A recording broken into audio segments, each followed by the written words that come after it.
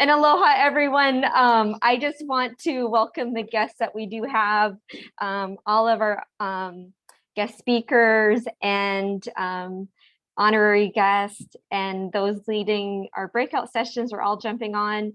We're all limited by the technology of Zoom, and it does not allow for us to do a webinar. Does not allow us to do breakout sessions of webinar. That means we are all on an equal playing field today. So there's no panelists versus participants. We're all in here together. And I do see that we have a few farm business owners joining us already. And I want to thank you. We're actually just about to get our presentation up. I'm going to go ahead and launch a poll, and that way we get to see where everybody is calling in. We have 100 people signed up today. So I guess what it means is that there's a lot of farm businesses out there, and it's pretty exciting. So we did this virtually so that we could cover all islands. We do have this set up as a two-part event, and we will get our presentation up soon, but this is a two-part event that is really intended to celebrate all of our farm businesses. So we don't necessarily think of the fact that we are shaping the future of agriculture, but we all are, and we all have our mentors, and we could all benefit from hearing the stories of others. So the first part of this event is really to take time to celebrate all of our farm businesses and to honor a few of our leaders and entrepreneurs that inspire us all. I don't know if you guys noticed the poll. I try to make it fun. So I really wanted to express to our honorary guest today how much seeing you do what you do helps inspire us, and having that vision allows us all to be part of that. So we have some of our guests are actually farm business owners and operators who have developed really progressive models, and we'll hear from them as we get started. But we also have, some of the some service providers who have supported us. So I know, Jerry, you've supported me so much, and I'm seeing from our poll that so many people are saying, yes, thank you so much. This is an opportunity to let you know how much you've helped me. And Frankie, you really started the Hawaii Women's Farmers Network. And so we're really proud to be hosting such a large event today and growing this network of really farm business owners. We have, a full spectrum of farm operations, from ranches to different value-added products to orchards to diversified ag. Some of us focus on education, some of us focus on tourism, some of us focus on selling to wholesalers, others really on retail and selling direct and interacting with our customer base. So really together we create a diversity. And then I'm going to check in really quick. Augusto, are you able to share the screen? Oh, and I see we have Kauai here today. We have a lot of Hawaii Island. We have Oahu. So yes, as you guys come in, welcome to the Skillshare. The Skillshare is really bringing together all of our skills and all of our resources together, because that's what it takes, because all of us are really working together to shape the future of agriculture. Whether we think of ourselves that way or not, we all know that we have an amazing heritage to build on locally here that's very inspirational of the agriculture history here, of what we were able to support and the kinds of progressive communities that we have had here in Hawaii. We do know that we had an era of mainly cane and pineapple, and we know that now diversified ag is really leading the way, and a lot of that is through those who are on the call will continue to jump on. So it's really through all of our businesses together that we're creating what is now leading the agriculture, which is small diversified ag. And so as you see, we have really the celebration part where we're hearing some stories and we're honoring our guests, which we're so proud to be able to speak some of the names of women in Hawaii that are really helping to shape the future. You know, eventually we should all know the names and the faces of those women, past, current, and also bring in those next generation up. But we should know the names, we should know the faces, we should know our history. And so today's event is hosted by the Hawaii Women Farmers Network. One of our main focuses is really supporting women-owned and operated businesses, farm businesses. Sorry, I'm trying to admit people as we're doing this. And I might need to pass this off to someone else if that's okay. And everyone can see the poll that's live. If you don't mind filling it out, it's going to let us know who's here today. I see that we have Kauai, we have Oahu, we have a lot of Hawaii Island, which is always exciting. I think let's see if I can pass on my role off to somebody that could admit people in. We're actually getting a lot of people in. Oh, and thank you, Megan, for posting the link here to our Women Farmers Network directory. So largely how we've grown as a Women Farmers Network is to support women-owned and operated businesses. And to be part of this online directory, Megan's put the link in your chat if you don't mind checking it out. You need to be 50% women-owned or operated. A lot of us have businesses where we are in with our partners and you know, as a family situation, but we really focus on businesses where women are playing lead decision-making roles.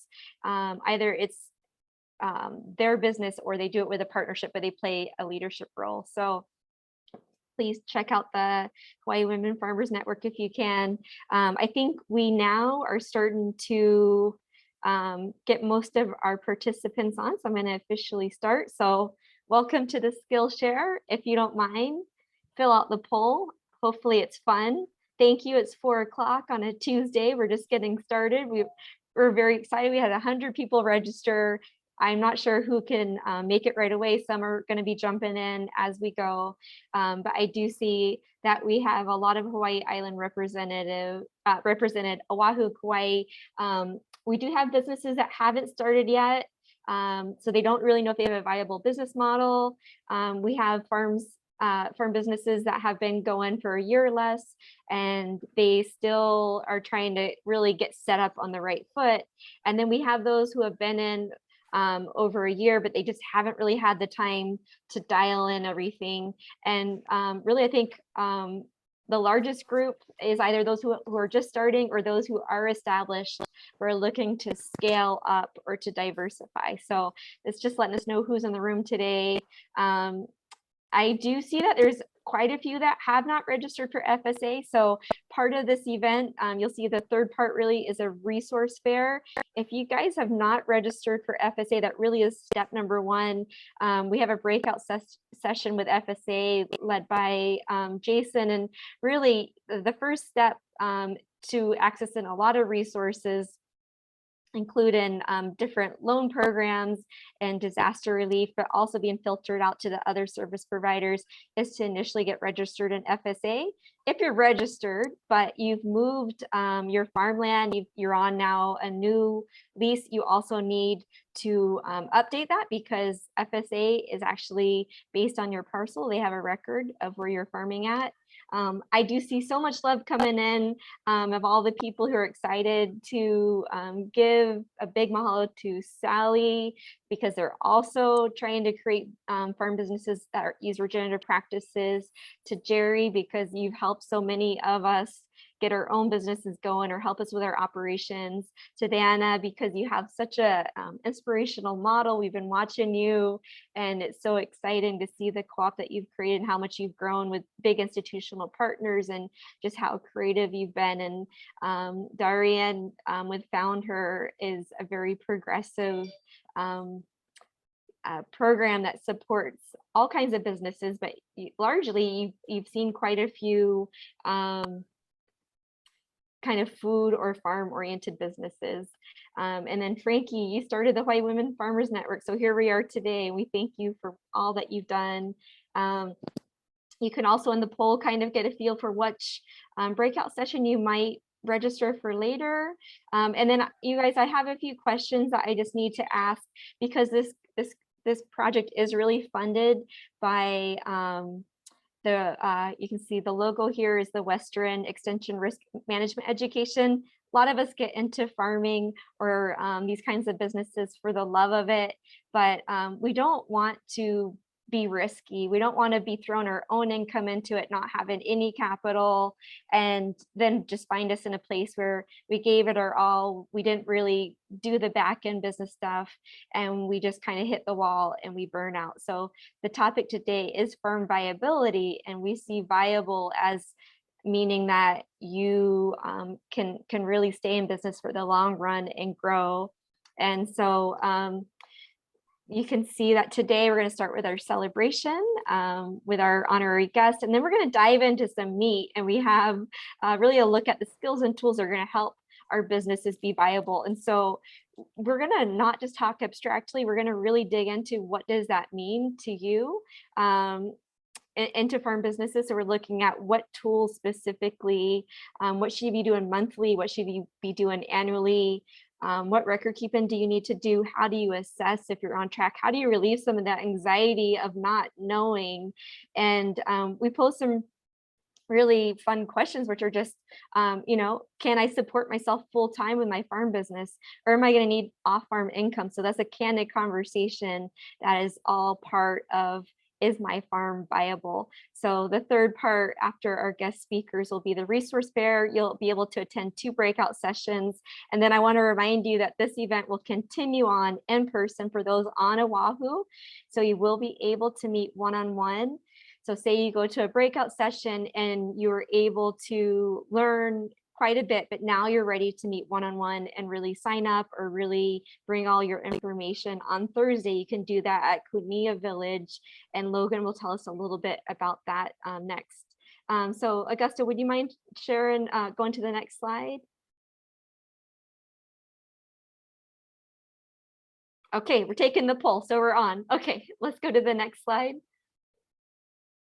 Okay, we are just waiting for a few more people to come on, and I want to again mention that I planted the seed that we're celebrating all of our businesses together. So we knew we were here to celebrate some of those rock star kind of leaders, those mentors to us. They likely don't think of themselves that way, but I also wanted to reflect that back to us today. So Augusta, will you give us the next slide? So this slide, and then we'll do the next slide also, but you may see your business on here. So what I did is I took everybody's businesses that are on the call today. So this is all of us. So Augusta, will you kind of toggle between this one and the next? We did have some people register late and I wasn't able to add them, but you can see some of these farm names. So between here and the one prior, this is us. So we have created these businesses, and these businesses are centered around either their farm businesses or they may be a value added business. But these are the businesses that are kind of shaping where we're going with local ag. And so this is something that we'd like to be more intentional and to think of ourselves as not isolated, but we are together really helping to shape which direction we're going. Thank you. So we'll continue to have people come on, but I think we're going to go ahead and jump into the next set. Oh, okay. So thank you. Actually, this is we'll buy a little more time, but this is our Hawaii Women Farmers Network directory, and Megan had put this link into your chat. So this is a map-based interface. We have over 60 businesses registered. You can search by island, or you can also search by category. So we have, organic, we have mentor program, we have honey, we have cacao, fruits and veggies, CSA program, value added. So if you haven't signed up yet, you can go to our website and there is an option to sign up. We do just make sure that you are at least 50% women owned or operated, meaning that you make the decisions and the operations of your business. We know a lot of you have partners, but we know how much female leaders and entrepreneurs are doing to create these businesses. So next slide. This next slide just really shows that we also have features on here. So Haley is going to speak with us today. She participated in one of our farm viability cohort training sessions. I think many of you saw that video as we did this promotion, but I just wanted to show you that this is one of the features that we have up, and we can continue to grow this and feature different farm businesses on the directory. Okay, next slide. And this is a video that we did that kind of really describes how much we want to really elevate the role of women-led businesses locally in Hawaii, and how we, the full spectrum, to celebrating all the different types of creativity that we're putting together. Okay, so next slide. And also, if you want to sign up for a mentor program, so we are using the directory in that way. And so, you know, if you are a farm that can take on apprentice, or so if you want to become a mentor or find one, we can also use the directory, not just to face out, not just to have people in the community find women owned and operated businesses, but also to find mentors. Okay, and then next slide, and we'll start our kind of celebration. And so Sally, are you ready to share? Are you going to be able to unmute yourself? Yeah, hi, hello. Hi, Sally, thank you. Okay, so Augusta, let's set Sally up. She's going to start us off. So next slide, please. And so I will go ahead and stop talking. And then Sally, if you just want to tell Augusto, next slide, we have all of your photos. And again, this is really intended to be less of a presentation and more just an intimate talk story, because we can learn so much from hearing from other people's pathways, and we all have mentors. And we also did this to take kind of the limelight off from you, so you feel more comfortable. But yeah, thank you, Sally. If you just want to, if you don't mind sharing, you know, who are some of the mentors that inspired you? What was your pathway? What did you anticipate or not? And if you want to get into it, what are you excited about for the future? Yeah, thank you. You guys can hear me all right? Yeah. You sound great. Awesome. Well, aloha, everyone. I want to start by saying thank you for tuning in, and thank you all for your hard work in putting this together. I know it's a big event, so thank you. Like she said, my name is Sally, and I'm a full-time mama of two. If you want to switch the picture, you said Augusta? Yes. Yeah. So that's me with one of my wildlings in that picture. And I'm a full-time beginner farmer on the Hawaiian island of Kauai. So there's an aerial view there. You can see that's our farmland that we are working with. I recently signed a lease to start a family farm operation on a little over 24 acres in the heart of the historic Old Koloa town. And that's the Koloa sugar mill there, the third picture. And it's the first successful sugar mill of all of Hawaii. And my farm is named Old Koloa Regenerative Farm from that. And we're nestled beside this historic landmark and several other culturally significant Hawaiian mountain ranges on the south side of Kauai. So super beautiful area. But since beginning my farm journey, I've had many individuals impact me in a positive and powerful way. I don't have enough time to share about all of them, but I kind of want to shine a light on one of my farm mentors. I don't know if there's a picture of him, Augusto, or not. You could switch. Yeah, so that smiling face right there. His name is Eric Henson, and he was my farm coach during my time at Go Farm Kauai. He just has one of those big, contagious personalities and kind of a Mr. Aloha. And he's always preaching from the bright side and motivating students to dig deep and focus on the solution, which is super important in the farm world where it's not always rainbows and butterflies, sometimes a little frustrating. So I was one of his last students during his time at Go Farm Kauai, and he now runs Kua'aina Farms and environmental consultation. And he helps Hawaii farmers and landowners with their natural resource management plans. So even though I've graduated from the Go Farm program and Eric has transitioned to a new position, I'm still reaching out and working with Eric to this day. Being on historically degraded old sugarcane land that's been sitting fallow for many years, there's many things I need help with concerning developing a profitable regenerative farm model. So I can't really say, enough about Eric and his continual guidance and the wisdom he offers me and other aspiring agpreneurs, as he calls them. And we're going to kind of switch and talk about my pathway that brought me to where I am today. And you can see me there with a bunch of tomatoes, kind of dubbed the tomato lady on Kauai. I'm proud of that. But so where am I today? I'm currently building out a mixed vegetable and fruit farm operation on the south side of Kauai. And I would very lightly say that I specialize in high-end greenhouse tomato production. I also offer a seasonal CSA program to the community and local in-demand crops for local restaurants and markets.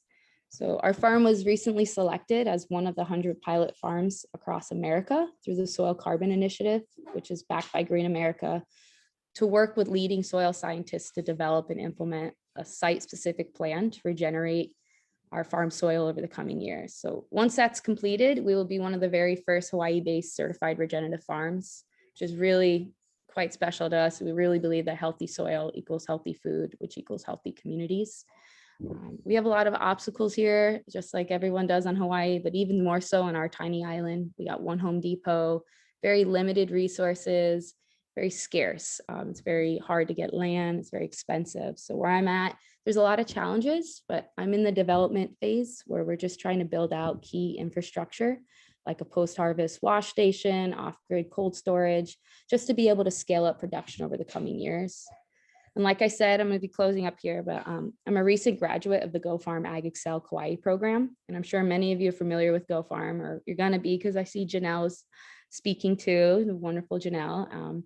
I just want to say that, Go Farm is a game-changing decision that I took very seriously, and it's a large part of my success so far in Kauai. It empowered me with skills and knowledge to confidently pursue my dream of starting a regenerative farm to feed the people on Kauai. And I'm just really grateful for their team that still helps me, their marketing and business plan team in particular. And if we can, I think that picture there, the last one is, I just want to end by saying that, I'm a minority female farmer and mother of two, living in one of the most expensive, isolated, food insecure regions of the world. And a big part of our farming operation includes community outreach and empowerment. So even though I'm a new farmer, I'm still opening up my farm to the community to gather and grow. And this last picture is a snapshot of our first big youth outreach program workshop we hosted in June with a local nonprofit that works with at-risk youth and families. So I'm really excited to be an active participant in helping grow Hawaii's local ag. And I'm really honored to be a part of celebrating female ag and entrepreneurs. And if anyone's ever on Kauai and interested in visiting our farm, please reach out. Our Instagram is oldkaloa_regenerative farm. And I'm gonna quiet up and let the next person speak. Thank you very much.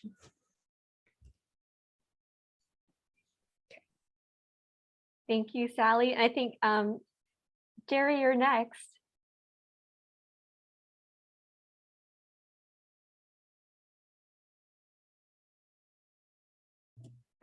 All right, good afternoon, everybody. I think I'm unmuted now. Right, thank you very much. I'm very honored to be here today.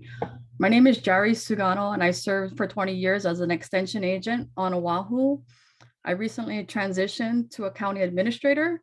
As a kid, I was allergic to dirt. So I never imagined that I would ever end up in agriculture. But I love being outside, working with my hands and learning by doing.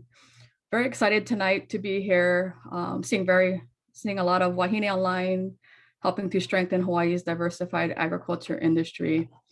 I was asked to talk about my role models, or influencers as they're called today. And I think the next slide, there's a picture of my grandparents. My grandparents and parents were avid gardeners, and we would garden on the weekdays, and on the weekends, we were always at the beach. So much of our food came from the backyards or from the ocean. And at an early age, I learned from my grandparents as well as my parents about composting, making lei, climbing on the fruit trees to grab mangoes and mountain apples. We learned about bucket hydroponics because my grandfather had a stroke, so he couldn't garden. So we had buckets, hydroponic solution in buckets. We learned how to grow food in containers, and we learned not to over harvest from the sea and just take what you wanted and what you needed, not over harvesting. So everything that we grew, everything that we harvested, we shared with our neighbors, and that's how we lived for much of our youth. When we talk about mentors, I was blessed to have a lot of influential mentors in my life, my teachers at IA High School, and my counselors and professors at CTAR encouraged me to take on opportunities nobody wanted. So 20 years ago, 20 plus years ago, there was all these opportunities to travel abroad and nobody wanted to go. And as a young kid who grew up in IA, who never left the state, and I never left the state until I was 18, I took every opportunity I could get. And so I wasn't ambitious or academically gifted at the time. I was just extremely fortunate to be surrounded by these amazing mentors and influencers in my life. So I'm very fortunate for the opportunities that they provided to me. As a result of this mentorship, I was able to work for the USDA Forest Service. I was able to fly to the top of Mount St. Helens to survey the vegetation up there. We grew chipping potatoes for Del Monte, Hawaii. Those potatoes were sent over to Frito-Lay, Hawaii, and the potatoes that were grew locally ended up in the potato chip bags that were on the shelves here in Hawaii. With the support of CTAR, I was able to travel the world with researchers, extension colleagues all across the US, Asia, and all the way down to Africa. I can say with great pride today that I'm CTAR grown, because if it wasn't for the agriculture education that I received from CTAR, I wouldn't have the ability to grow, extract, and test medical marijuana, which was critical for my daughter. My daughter's in the middle. And at the age of 6 months, we found that she had a rare form of epilepsy. And despite all the medications that we tried for her, at the age of 4, we were at the end of our road. We couldn't save her. But with cannabis, we were able to find something that would help stop the seizures. And today she's 13 years old. She's living her best life. She walks as best as she can without assistance. She's wild. She's like a firecracker and you can't slow her down. But it's this alternative thinking that not just agriculture can be used for food production and ornamental crops, but agriculture can be used as medicine as well. And, she's living proof of that. So she's a significant influencer in my life who motivates me every day to give back to this industry that has provided so much to our family. And going from an extension agent position to an administration position is not a great transition, I would say, but my kids motivate me to give back every day to CTAR, so I will continue to do so. I have been extremely blessed over the last 20 years to have a career in extension and have crossed paths with many industry influencers like yourselves, university researchers, professors, extension agents, farmers, students, and many agriculture agency partners. Together, we all work to advance Hawaii's diversified agriculture industry. I'm here today because people planted a seed in my head that there is no boundary on what we can do together. So I thank you again for this honor to be here with all of you tonight, among amazing Wahine leaders who continue to shape Hawaii's agriculture. Thank you.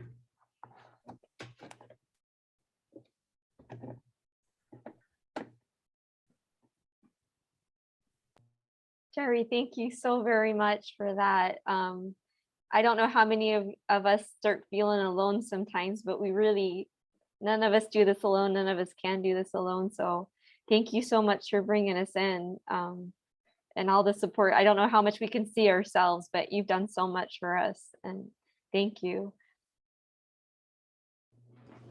Thank you. Augusto, if we'll have our next slide come up. So Diana, if we can have you go ahead and share your story. Okay, aloha everyone. Can you hear me okay? You sound so great. Thank you. Well, thank you for inviting me to be here tonight and share with you all. It's really an honor, very inspiring just to hear Sally and Jerry's stories. So I will do my best to share with you mine and some of my mentors. So my name is Dana. First of all, not Dana. It's spelled sorry. Like so, no. You said it fine, but just thought I'd clear that up because most people say Dana. So it's Dana, like Mana. And I'm the general manager and founder of the Hawaii Ulu Co-op.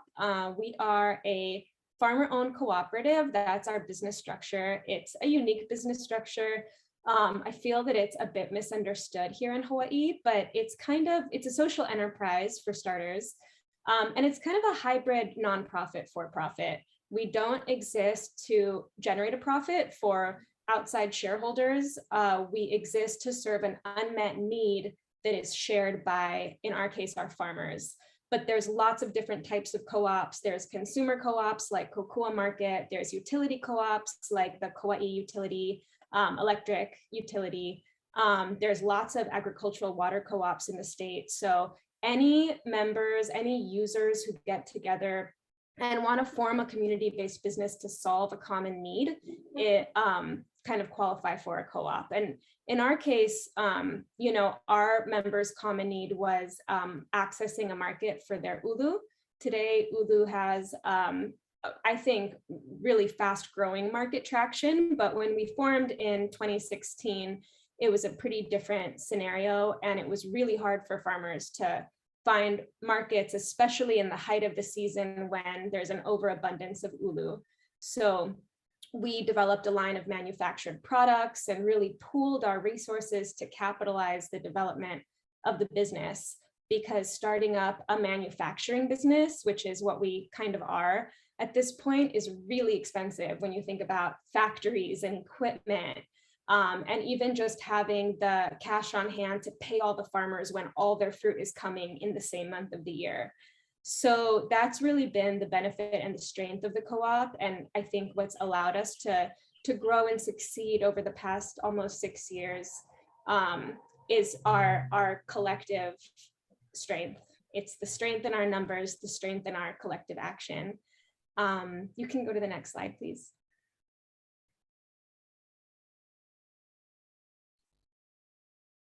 So I was asked to share about some of my mentors, and I definitely agree wholeheartely with what India just said, which is that, you know, we all just benefit from working, well, from working together and from learning from each other.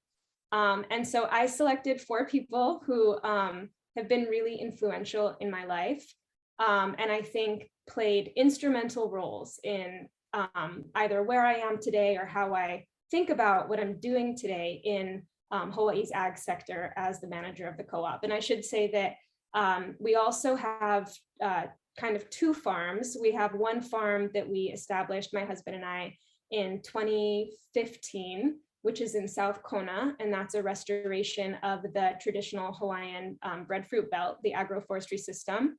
And that's structured as a worker co-op, which allows us to maintain it even after having moved to Oahu for a few years for my husband's job. And now we actually live in Hilo. And then we have a second farm at my parents-in-law's place in Pape'ekeo, which is just north of Hilo. So we also are representing 2 of the members in the co-op, in addition to managing the co-op. So the first mentor that I wanted to share with you is Alex Moore. She's the woman in the lower right-hand corner, and she was a professor of mine in college. The first time I ever came to Hawaii, I'm originally from Israel, and then I moved to the US when I was a kid and went to Cornell for my undergrad in natural resources.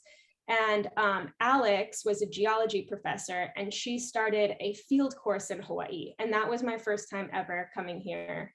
That was in 2005. And Alex ran this entire semester-long course with, you know, I think it was a small group at the time. There was only like 6 students and a TA, and then all these other professors involved. And she did it all with her 3-year-old daughter and 7-year-old daughter. And she somehow juggled it like so elegantly and was just 100% there for, well, from my perspective anyhow, for her kids. They were having a blast. They knew so much about geology and earth science. You know, her students were having an experience of a lifetime, and she was always just so kind and present and brilliant. And I was so inspired. And I remember when we went back to Ithaca, New York, like the following year, there was a panel of female professors and a bunch of seniors, and I was a senior that year.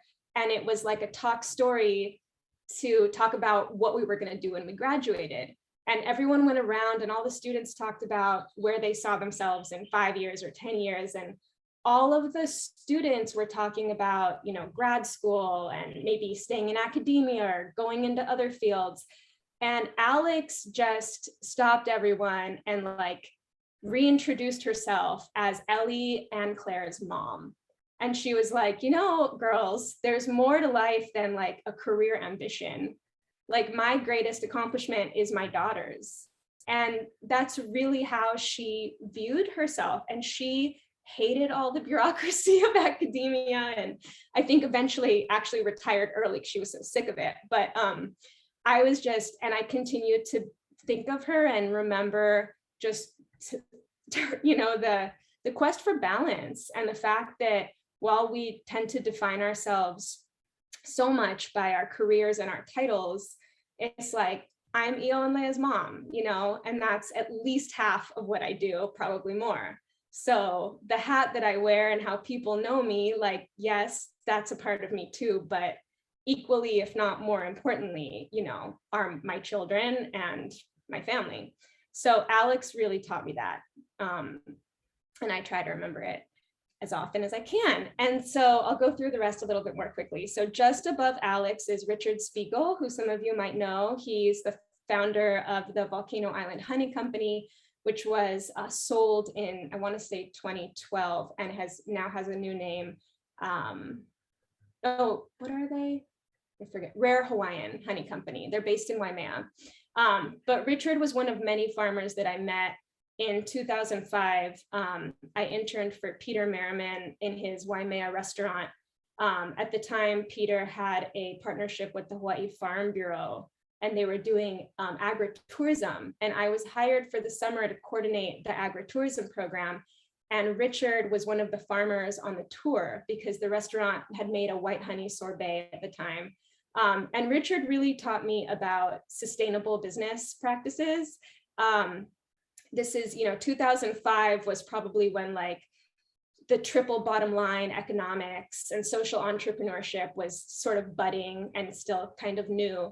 But Richard embodied it and had always embodied it since the 1970s when he started his honey company. And when I went back to Israel and went to grad school and came back to Hawaii, he offered me a job. And, you know, he just really epitomized kind of the values in business. And he taught me a lot about that and how he would think meticulously about every aspect of his business to make it as sustainable as possible. And it was a never-ending quest, which I feel that in many ways we're on at the co-op as well.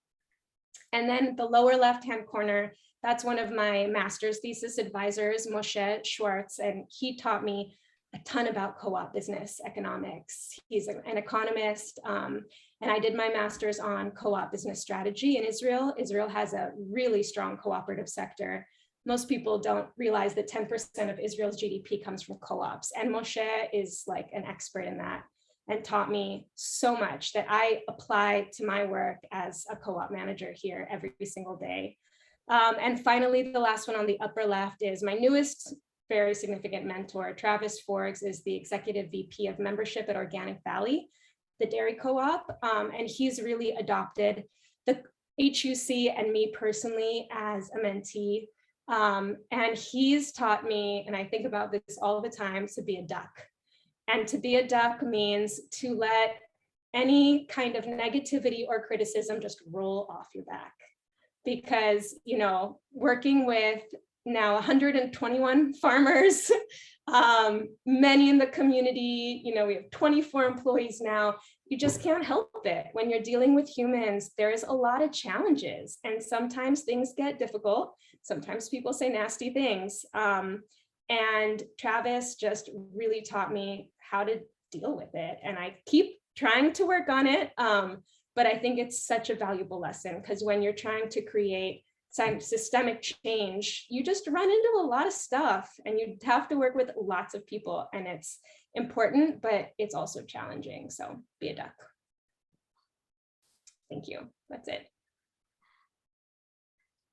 Thank you so much for sharing some real meat, because, you know, we're only going to learn and only going to have the conversations dependent on how real and how deep we want to get. So thank you. I think we can all really identify with you know, being change agents just in the fact that we are more, we're mothers, we are parents, we're all these roles.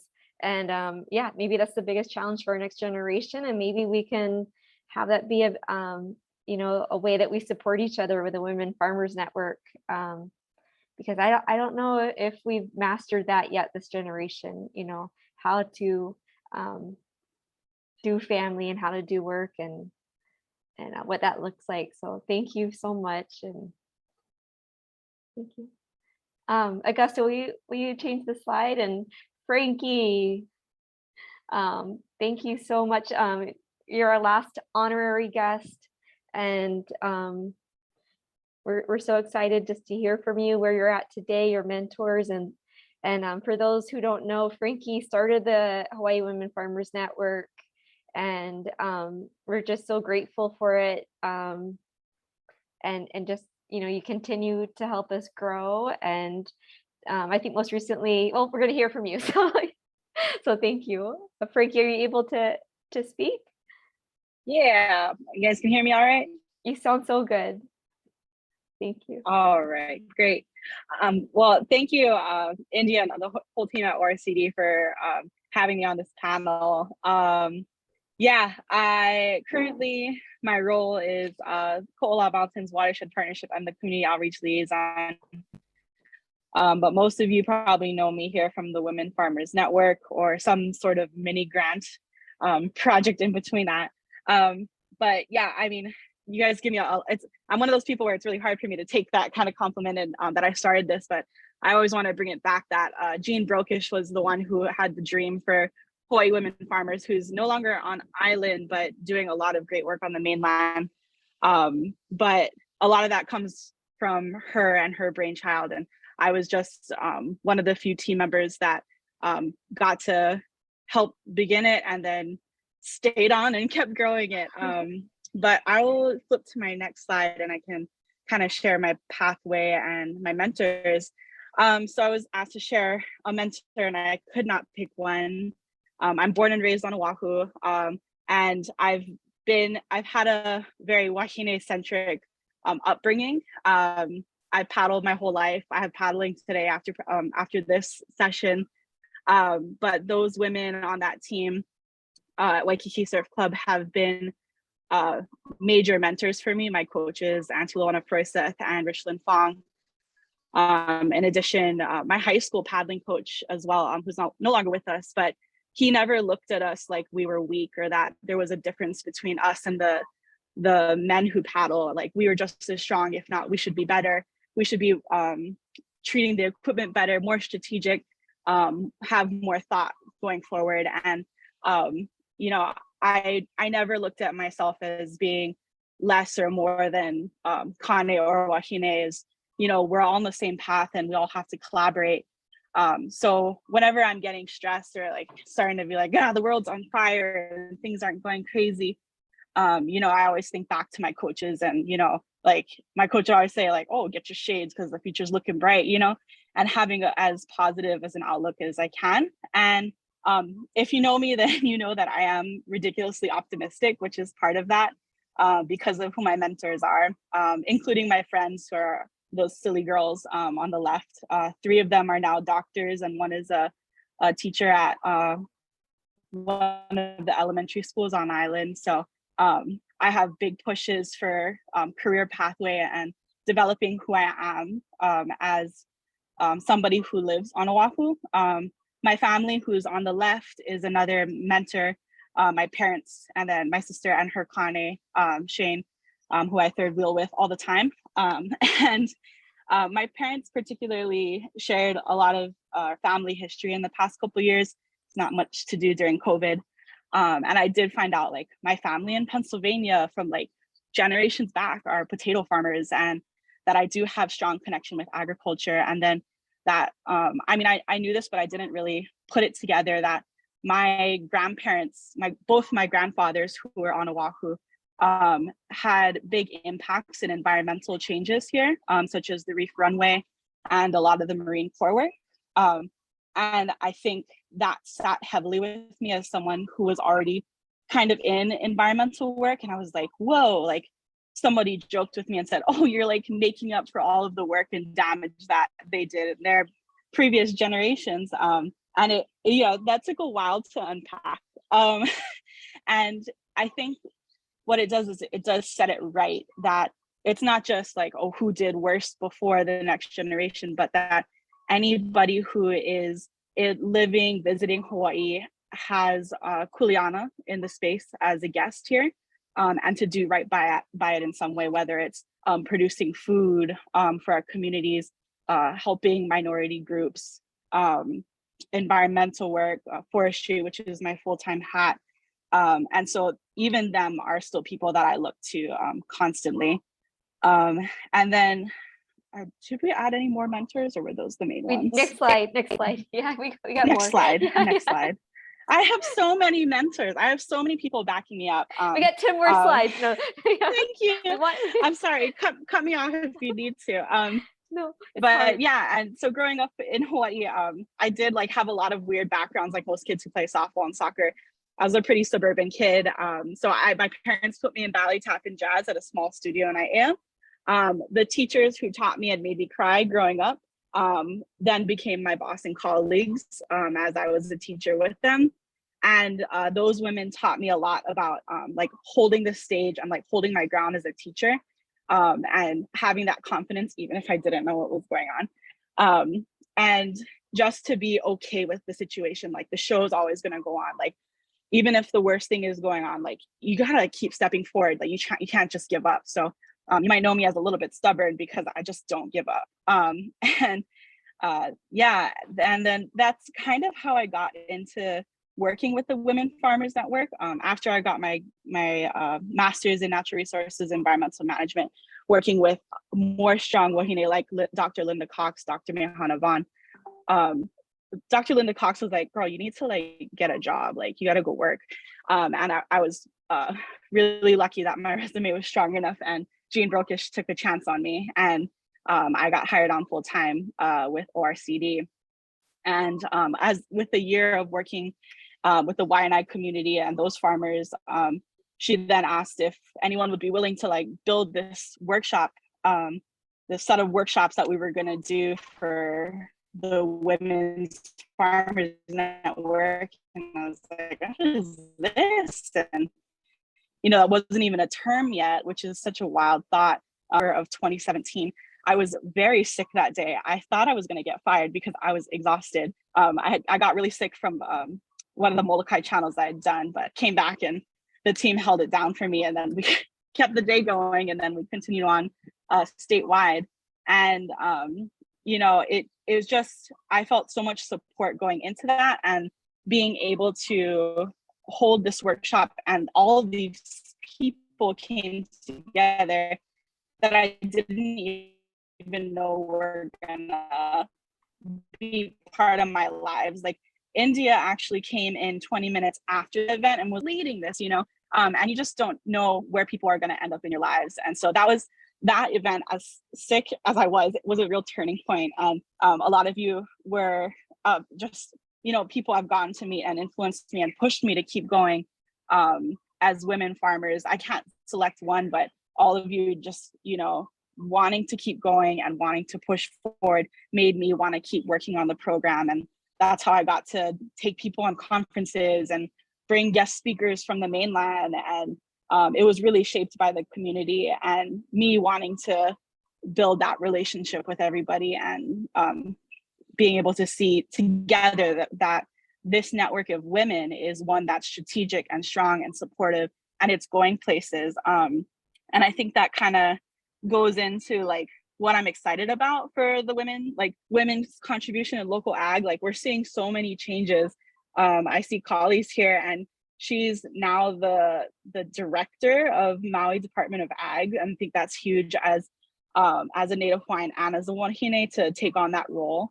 And that's, I don't think we would see that 10 years ago. Absolutely not. And it just shows how much women are at the face of agriculture and how much we have to offer as a group and as a whole, and working together and not working against each other.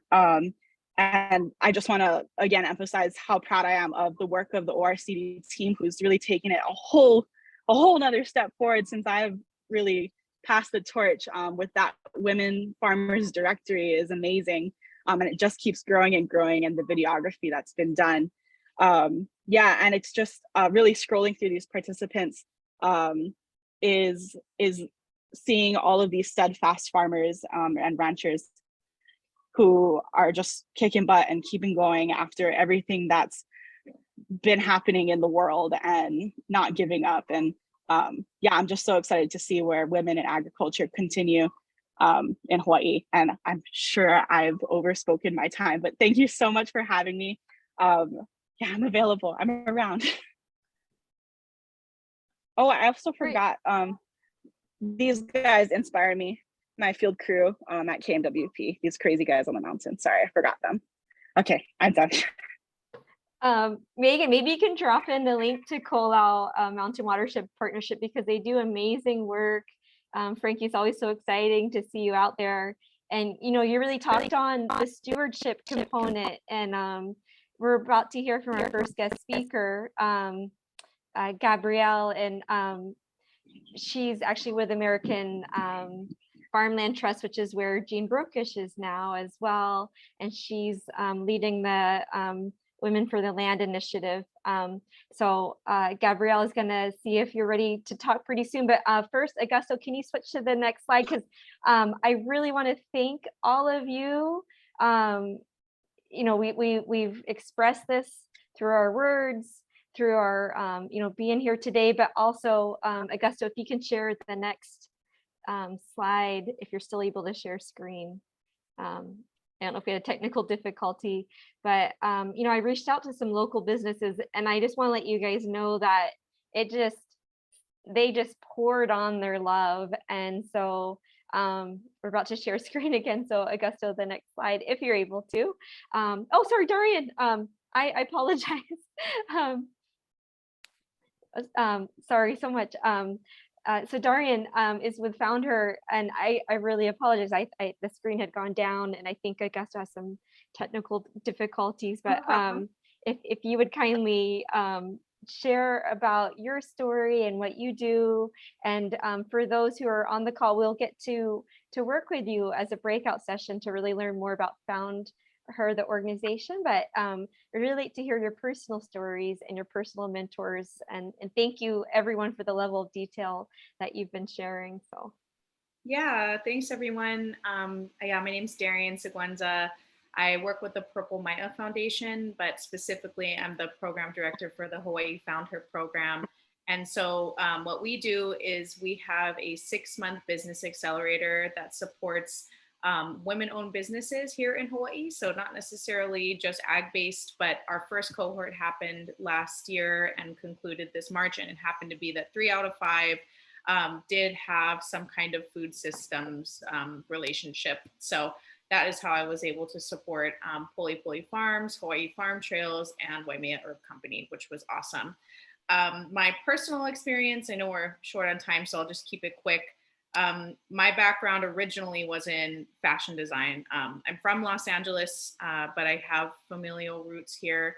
My grandma's generation was the last to live in Hawaii, but I've always been interested in coming back. And so when I was looking for places to go to grad school, I suddenly became very aware of climate change. I had, which I'll talk about on the next slide, but I had a number of professors that really influenced and educated me on sustainability in a broad number of industries. But at the time, I was really interested in how sustainability applied to apparel and textiles.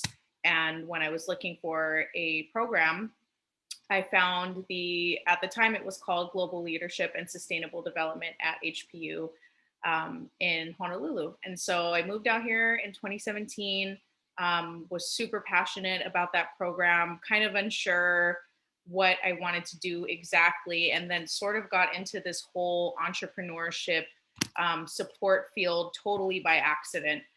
So if you could go to the next slide, I put 2 people that were really influential in bringing me to this point today. On the right is Dr. Serge Merrick. He's a professor at HPU. I believe his background is primarily in human geography, but he was, I think, the most influential professor that I had during my master's program.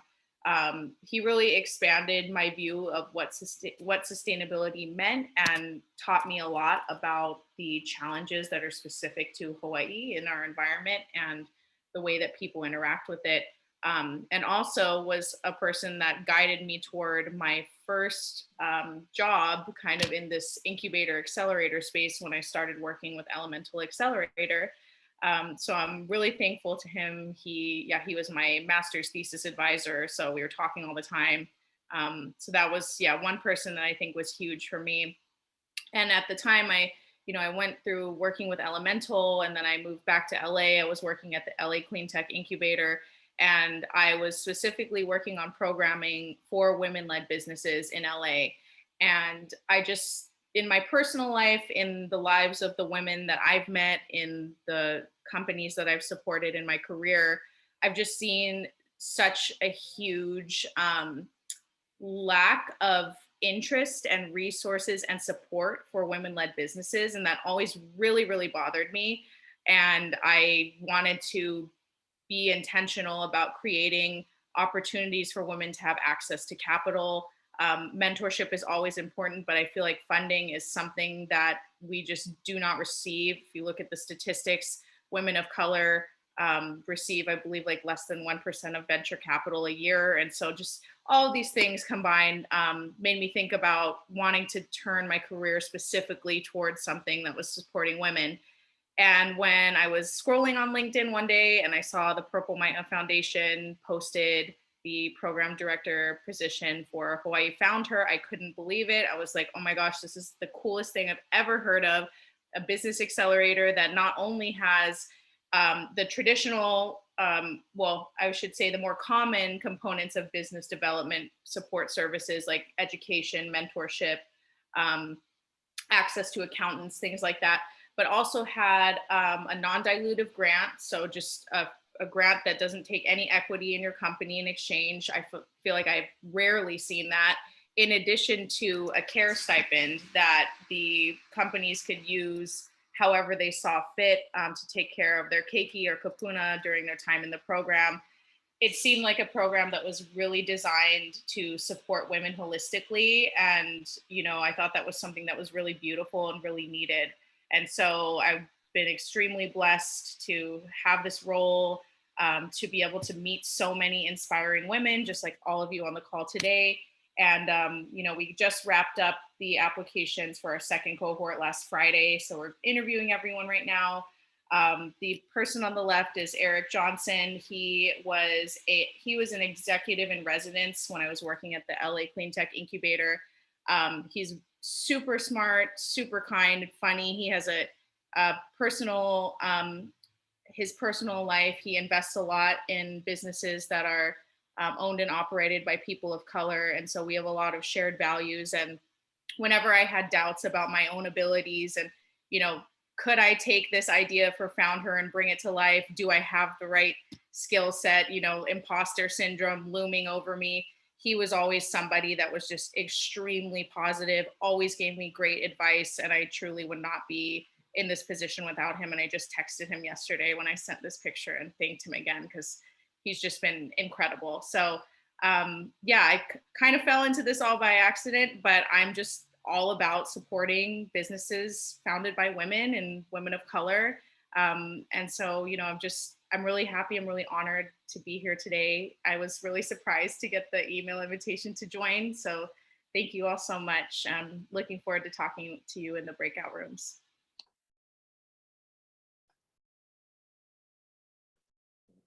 Thank you so much. I think we hear some call to actions here for all of us, and we're seeing resources, but we're also seeing a call for the stewardship components too, and that's what we can really learn from each other's business models. So we were going to have Gabrielle speak next, but Tanya Murray is on the call right now, and she's going to need to leave. And so Haley and Noe, Haley with a Hiki Acres Farm and Noe with Local Aya Farm, were two of quite a few members from the Women Farmers Network who participated in the cohort focused on Know Your Cost to Grow. And so we don't have a presentation prepared. We did put together a video that we used to kind of promote this event and share.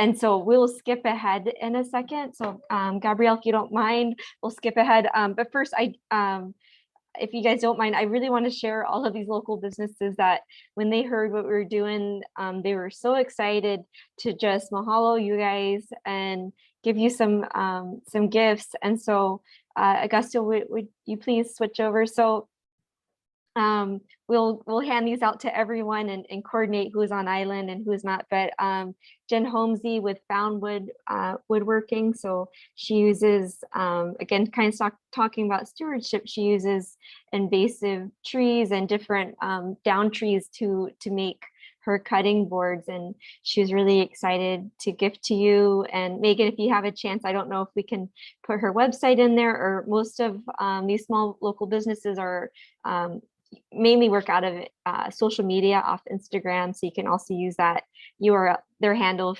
Found Woodworking.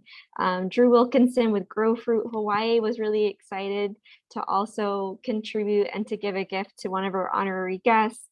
And he really specializes in growing grafted fruit trees and starting a movement to just, everyone has a part in growing fruit Hawaii, so just making it fun. And then to Ocean Dreamer Floral, so she was going to make a custom lepo'o to mahalo one of our honorary guests. And then next slide. We also have Of the Birds, and she's a designer, and we were really excited to gift her design wear. Then we have Jackie Ital with Paradise Now Hawaii. She actually designed this artwork for our Women Farmers Network. And Frankie, you probably remember we used this as some of our fundraising for the Hawaii Women Farmers Innovation Grant. We received 119 applicants from across the island, seeing so many different businesses. And Jackie, I don't know if you're on the call, but you really helped us with that. So we really encourage everyone to check out Of the Birds in Paradise Now Hawaii. Also, we have Indigo Elixirs, and so she's grows a lot of her stuff. She's very akamai on how to work with all the herb medicines that she uses, and she is amazing. And then next slide, and our final slide, we have Down to Earth, Farm to Barn Cafe with Michelle. She's an amazing business owner, and Holly Eva, Moku Kitchen. And then next and final slide, we have Morning Glass Cafe. So they specialize in different coffee. You can check them out at Kako Ako and Nako Wellness. They're also part of Malcolm Market, which we're going to hear from them later. And then Hulale Designs. And so some of these gifts we're going to give out at the end as raffles. So we do have a final poll to ask everyone to fill out. And then next slide. And Augusto, I'm going to ask you to, if you don't mind, to kind of go forward. We're going to go for quite a few, we're going to have to, and then even more.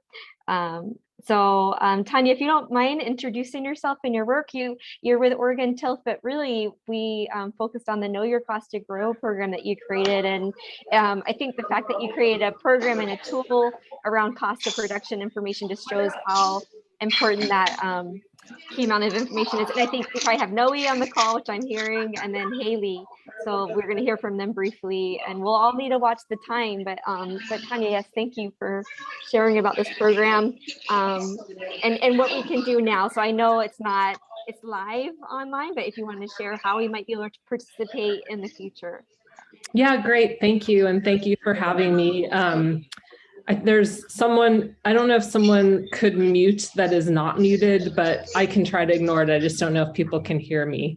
Awesome. Thank you. Well, nice to be here with all of you. I'm Tanya Murray from Oregon Tilth. Tilth is a organic certifier. I am part of our education program where my work is focused on farm viability. And just to kind of make a thread with some of the last presentations, my work is really rooted in trying to help farm businesses be successful. And that comes from my experience having been a diversified vegetable farmer for many years and really seeing operations that were really committed to the ecological principles and the kind of social aspects of farming and feeding their community be challenged by how to make a living doing it. And so that really was what got me started doing this farm viability work that is really focused on profitability, but always grounded in those other values. So Know Your Cost to Grow is a program that I created through a partnership between Oregon Tilth and Oregon State University. And it's really built to help diversified vegetable farmers understand their cost of production. And the idea behind it is to give growers a process and a tool for understanding costs as a way to make more informed business decisions that are going to help you get closer to that profitability, whatever that is for you. So really making sure that folks are defining that for themselves. And one of the things that's unique about Know Your Cost to Grow is that it's really focused on accounting for labor. For diversified veg farms in particular, labor ends up being one of the largest costs. And even if it's not something that you're writing yourself a paycheck for, it's something that is really kind of constrained or valuable resource is your time. And so being able to understand how much different crops contribute relative to the time investment they take is an important decision-making tool. The program that Know Your Cost to Grow has evolved into is a year-long program, and it's designed to be run by facilitators who really are there to coach farmers through the process. I had the honor to work with the Hawaii Women's Farmers Network to bring this program in sort of a modified form over the last year to this group. And you'll hear from Noe and Haley a little bit about how they engaged with the program. And I'll just say to kind of cap it off that, you know, if you're inspired by what you hear, or you're a farmer that wants to get involved, right now, I would say the best option is to send me an email. And India, you can share my contact information. I'm trying to gauge some interest. And if we can kind of get enough interest on the islands, I'm trying to get some local facilitators there in Hawaii trained up so that they can offer the program to all of you. So that's kind of the vision for how it is rolled out going forward. So definitely send me a note if you are a diversified veg farm. And I would say, if this is your first year farming, I would give it a couple years before you dive into this process, because it's really helpful to have your systems at least kind of partly dialed in before you jump into this. But if you have a year or two of production down and you want to give it a try, it's a good time to maybe start trying it out. So with that, I will hand it over. And I don't know, Noe or Haley, who's going to go first, but I will pause and let you guys figure it out. Hello, I'll just jump on. Hi, I'm Haley. My farm is Ahiki Acres in Waimanalo, and I got to participate in this cohort, and it was amazing. I'm still using the program today. Cost of production, you know, is always something you hear about, and I went through Go Farm and they teach you about it. But it's always one of those lingering things where there's so many things going on, you kind of just throw it to the side. You're like, oh, one day, you know, I have all this data, one day I'll put together and like actually see if I'm making a profit. But I think that's where why like a lot of farmers maybe are struggling, is because they're just like, I just want to grow veggies, I just want to grow fruit, but I actually don't know if I'm making money off of it. So this program was super helpful because it really breaks down. You can see like what exactly, like for example, I studied baby romaine. That's one well, it was one of our major crops.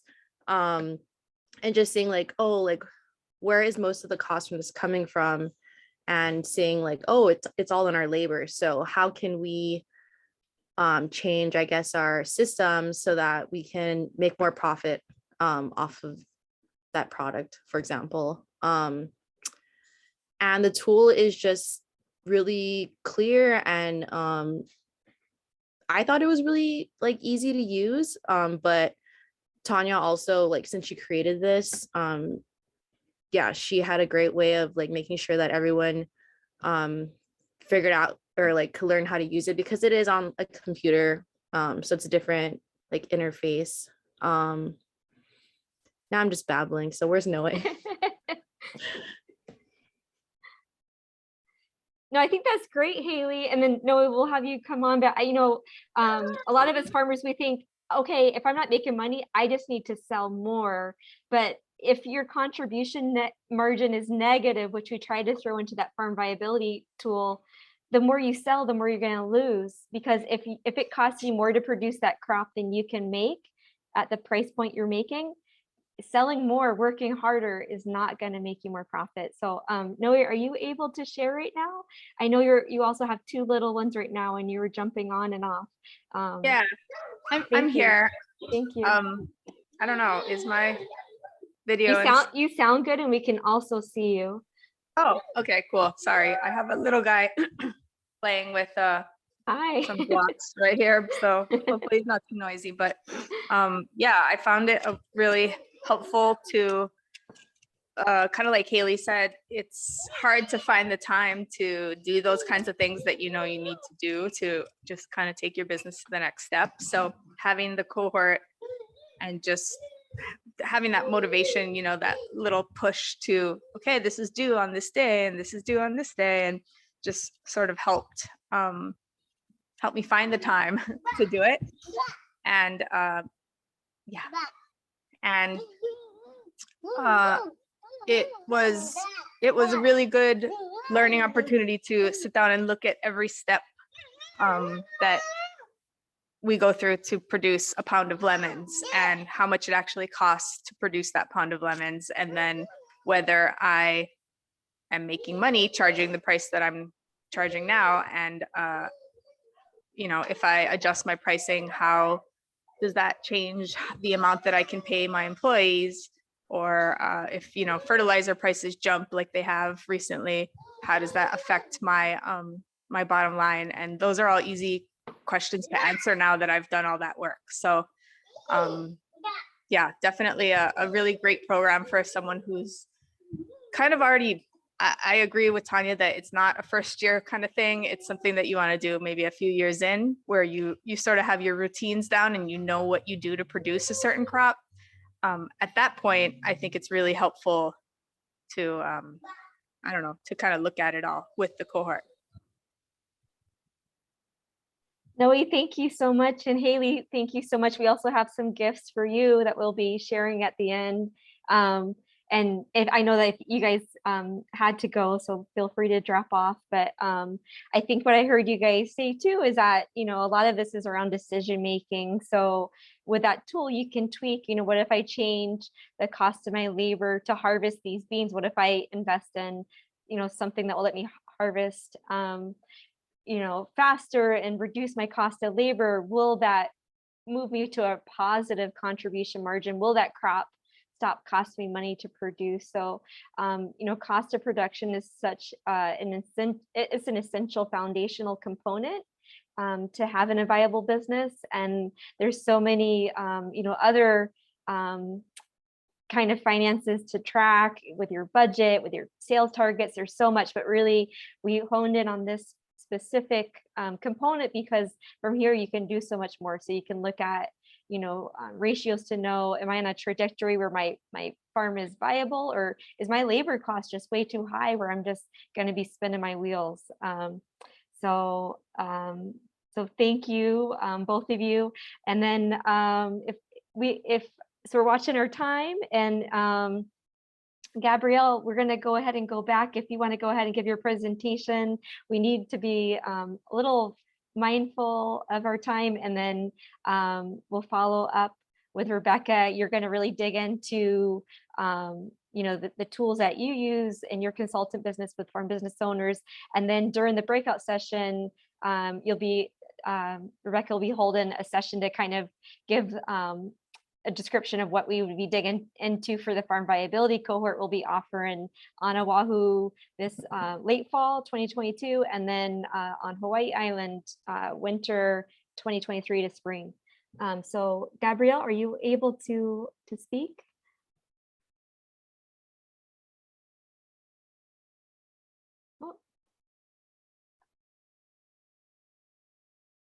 Okay, I'm not hearing from Gabrielle. Gabrielle, if it's okay, we're going to go ahead and have Rebecca go first, and then we'll follow up.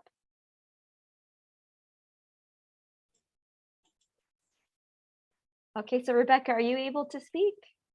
I am. Hopefully y'all can see and hear me okay. It sounds great. You look great. We're all on. The energy's still up. We're at 5:15. So thank you very much. Yes, we're excited because you're going to really dig into some real tools. I'm really excited to be here. And, I have some wild little ones myself. So you might hear some of that going on in the background. It's 8:15 here in California. So anyway, my name is Rebecca Frimmer. I work with Kitchen Table Consultants, and I'm a senior staff consultant and partner in the firm. And I'm really excited to be here and honored to be your guest, and really looking forward to being able to work with these cohorts of farmers moving forward, especially to be able to connect in person as well in the coming months. We can go ahead and start going through the slides.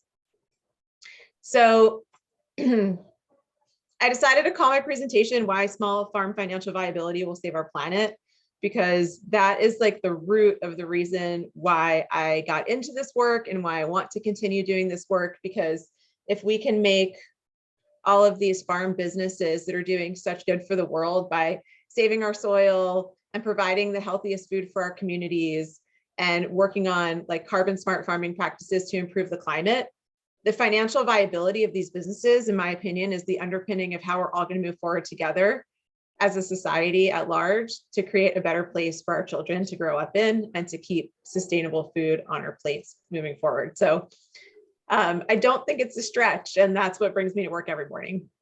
Next, please. Okay, so I work with Kitchen Table Consultants. We have been around since 2009. I joined Kitchen Table Consultants in 2014. And this is what we do. We make farm and food businesses profitable for good, which is obviously a bit of a pun, because for good work and also for the good forever. And that's the reason why we do the work that we do. Next, please. These are just the types of things that we do at KTC. So financial consulting, training programs like the one I'm working on with India right now. Organizational strategy. We have a whole department just dedicated to farm and food business bookkeeping.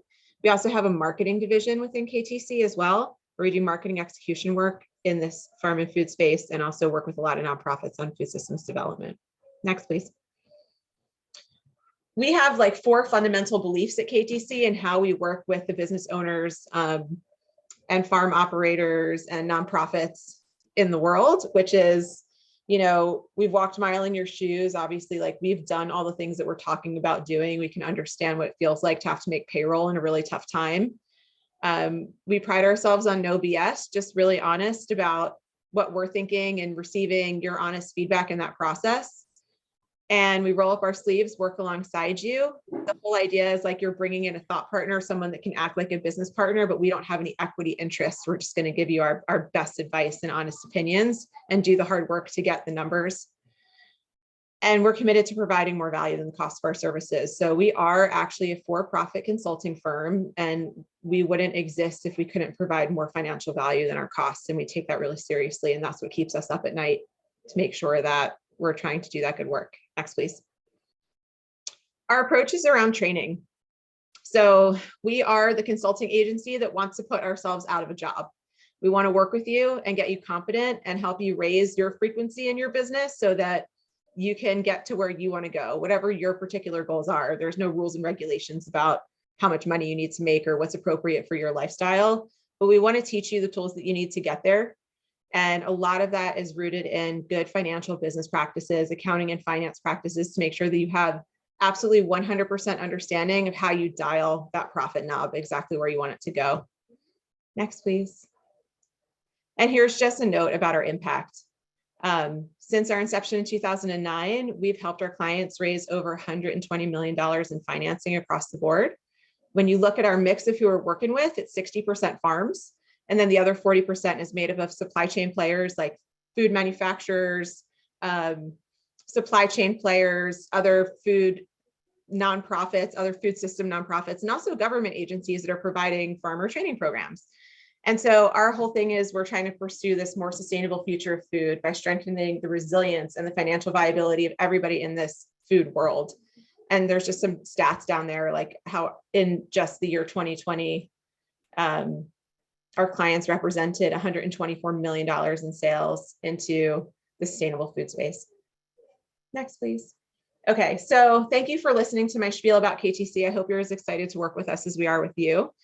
I live in Morro Bay, California, which is a small town on the central coast of California, about halfway between Los Angeles and San Francisco.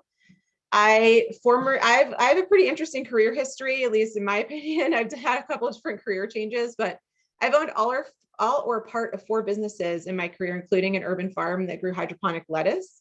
And I am now a partner in KTC as well. I was the general manager of an urban farm nonprofit. I've been an e-commerce and marketing manager in specialty food and hospitality. And I have earned my MBA with a focus in small business development. My practice focuses around financial analysis, coaching and strategy, business planning and training. And in the spirit of the Skillshare, just want to, talk for just a moment about those women and also some people that were not women who've helped me along the way, because I wouldn't be here doing this if I hadn't had help like everybody else. And I want to take a moment to maybe just thank a couple of people. Mary Seaton Corboy was the founder of Greensgrove Farms in Philadelphia and was the first person to give me an opportunity to manage in a farming space. Similarly speaking, Amelia Magnucci gave me my first job in specialty food. Marilyn Anthony brought me into teaching with the position that I had as an adjunct faculty member at Temple University in the MBA program in the marketing course.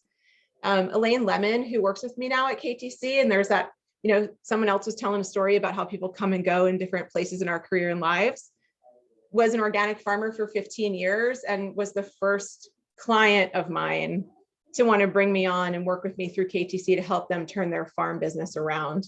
Ted LeBeau, now my business partner, but the person that brought me into KTC back in 2014 when I said, I really want to work with you guys. And there were no employees yet. And we decided to figure it out together. So just want to, tip my hat to a couple of those people.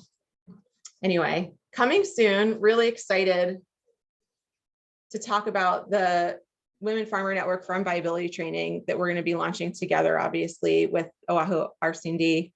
And what this is going to look like is a series of in-person workshops, like whole day trainings, where we're going to have some lead-in webinars to get everybody on the same page, and then also some webinars on the back end of that to keep everybody going.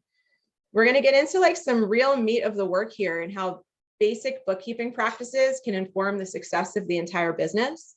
And the way that we structure and we build that can give us a roadmap for how to get to the results that we want and keep us on track and accountable towards our success. We're going to talk about some basic training on reading and creating financial statements and how that works. We're going to talk about financial analysis and how to dig into key performance indicators and ratios, what that actually means, how we calculate them, what they tell us, and then also our system for whole farm budgeting. So how we take our past finances, or if we're brand new, how we could potentially start from scratch to build out what the future of our farm looks like, and then how we can walk a path to be accountable to that plan. We're going to talk a little bit about opportunity assessment. We have some tools that we've created at KTC where you're like, okay, I want to buy this piece of equipment for the farm. What is that going to do to my costs, and what is that going to do to my revenue potential, and really figure out what return on investment looks like for assessing opportunities. We're going to talk about SWOT analysis and how to build strategy based on our strengths and weaknesses. And on the back end of this, we're going to do financial benchmarking. So once everyone's on the same page, and hopefully there's some like unity and love in this group, we're going to be able to take your financials, bring them within the bookkeeping department at KTC, and build some comparative metrics so that we can really understand like how we're performing alongside some of our peers. And the purpose of that is not judgment or ranking. The purpose of that is to say, wow, like this farm sitting next to me, this farm owner sitting next to me, her cost of labor as a ratio of her sales is so much better than mine, which means that she's got something really efficient going on with labor. And so I would really like to have a conversation with this person about how they achieve that. And it's going to hopefully build some really like inspirational and helpful conversations among the group about how we can learn from each other and teach each other. So just, you know, a reminder that we farm so that we can do what we love, but it's definitely more than a lifestyle, and we have to make it a livelihood to be able to keep doing it. And all this work we're going to do on our businesses will make sure that we can keep pursuing that passion. Next, please. Okay, so financials, right? There's sometimes a little bit of a resistance in the beginning because accounting isn't exactly the most exciting topic, and it can be a little bit uncomfortable for those of us that might be not have taken academic courses in that in the earlier time in our life. So checking in with the why is this so important? Because we cannot hit a target that we can't see, right? We want to be able to plan not just for sales. Sales doesn't tell us how we're going to do at the end of the season.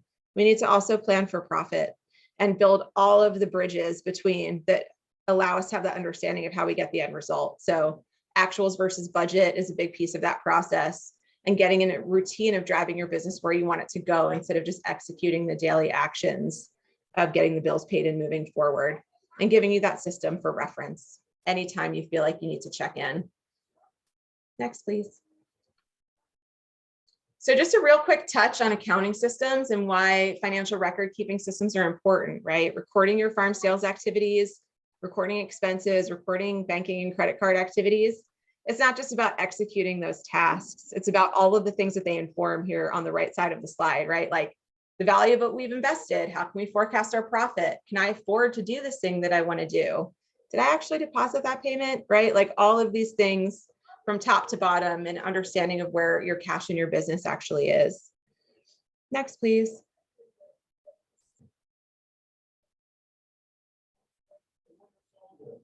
Okay. These are some of the things we need to be standardizing into our business practices. Like, feel free to take a screenshot if you don't have a strong accounting SOP, standard operating procedure, in place right now. I mean, we're going to be getting into some higher level stuff in the program, and I think this is a good teaser of just understanding the standard processes that need to be taking place weekly, monthly, annually, and as needed in our basic data capture that comes with good, strong bookkeeping practices, right? Like recording our sales and where they came from, understanding what our labor use should look like with the projection and comping against that as we build the schedule, and then see how each week turned out in the rear view mirror, and so on and so forth. So these are the kinds of good, healthy financial activities we're going to promote in this program. And when you're finished this program, you should be able to walk away and feel pretty comfortable diving into this stuff. Next, please. And, you know, just a final word, you know, Peter Drucker is one of those management gurus that you read all the books if you're in an MBA program or something like that. But there's truth in the statement that what gets measured gets managed. And so as we capture, like, really, you think about business bookkeeping as that first line of capturing information about your business, right? So you can have good, strong bookkeeping practices that are going to give you the data that you need to make strong decisions. And when you're measuring things, you can manage them, improve them, change them. You have that control. Next, please.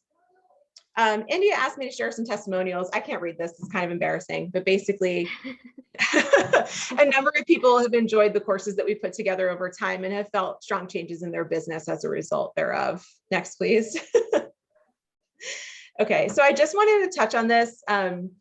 You know, there's a lot of information out there about small businesses failing in the first 3 years. And I know that not everybody can be successful, but one of the main reasons farms fail is they don't have enough money, they're undercapitalized, they don't have a budget or a business plan, which means they don't have a pathway to profit. They're not doing a bookkeeping or accounting system, so they don't know where they're at. They don't have a sales plan or a customer plan, so they don't know how they're going to make the sales. And they've never considered the replacement cost of their own labor. So like if you're going to take a maternity leave, or if you are aging out of the business and want to bring someone in, or you just want to step away, what does it cost to do that? or even as the business is growing, you move more into a management role and you have to pay somebody to do that, like that farm management role. How does that change the business overall? And it all comes back to budgeting, giving you that tool for forecasting and managing to your goals. And these are the underpinnings of why we're going to teach what we're going to teach in this program. And I hope to talk to some more of you in the breakout with further questions, and also to meet hopefully lots of you when I'm there in a few months. And the last slide, I think, is just my email address and my cell phone number. If anybody wants to reach out, I am always happy to hear from people that want to talk more about farm viability. Rebecca, thank you so much. And I'm sorry to embarrass you there. If you guys, Megan did put the link in, but you guys do put such candid and real language on your website through the testimonials. I think one of the things that stood out is doing this allowed me to reduce my anxiety, and it's an unspoken thing, but a lot of us as business owners, we get so pumped up and then we're like, what are we doing? Oh my God, it's a black box. We don't know where we're at. And I think, these business tools really help alleviate anxiety and let you know, no, I'm on target. As long as I'm doing, as long as I'm meeting this, I'm good. I'm on my budget. I'm on my sales targets. I've done my financial ratios. So that's where I'm coming at. You guys check out her site if you can. Logan's going to actually go ahead and share a little bit about the in-person event on Thursday, which is an opportunity. At the same time, we've launched a poll. The poll will help you kind of think about which breakout session you might want to attend. Again, you're able to attend 2 breakout sessions, but this was just kind of introducing, again, who the breakout sessions are with, and also, when they might be most applicable to you. So Augusto, thank you too. Yeah. We can go backwards actually, if it's okay. So go back a slide. Some of this, yeah, so we're right here at the poll, and those prior slides that Augusto zipped through were just, this was our cohort from the Know Your Cost to Grow program, but I'm gonna go ahead and be quiet so that, actually, if you don't mind going to the last slide, we have Logan's Skillshare flyer up so we can get a visual. So it's at the very end. It's green. Oh, back again. Backwards. Yep, there we go. Thank you. Oh, backwards again there. Thank you, India. It was great to hear from everybody, and I think we got so much more from our guest speakers than I had even expected. So yeah, again, thank you for the level of detail that you folks were providing. I don't want to take up too much time so everyone can get the full effect of the breakout rooms, but we are having a sort of hybrid version of this, or continuation of the resources that are available in this call. On July 21st, we are doing an in-person Kunia Farmers Marketplace at the Kunia Gym. You can see the details on the flyer on the screen.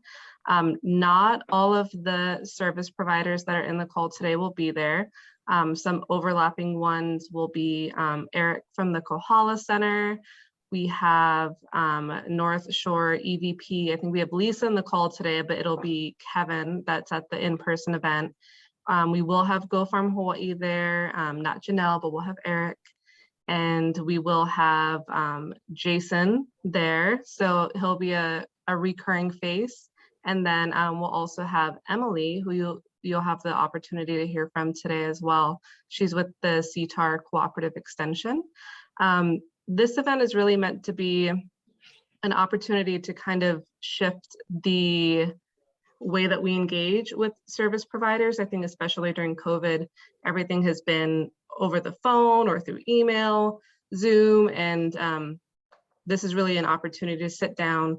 We have 15-minute sessions with those service providers. You can see their logos at the bottom, and just talk about your operation, some of the opportunities that these service providers have and how they can interact with you. This event was specifically tailored to farmers who use English as a second language. So we're gonna have translators there, but it's overall welcome to everybody.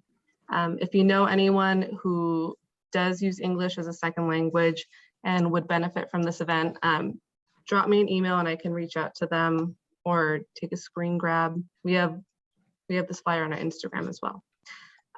But we will head on into the breakout rooms, and maybe I can just very briefly introduce some of our service providers so that everyone can get a better idea of some of the resources available coming up. So we have Jason Shitanishi from the Farm Service Agency.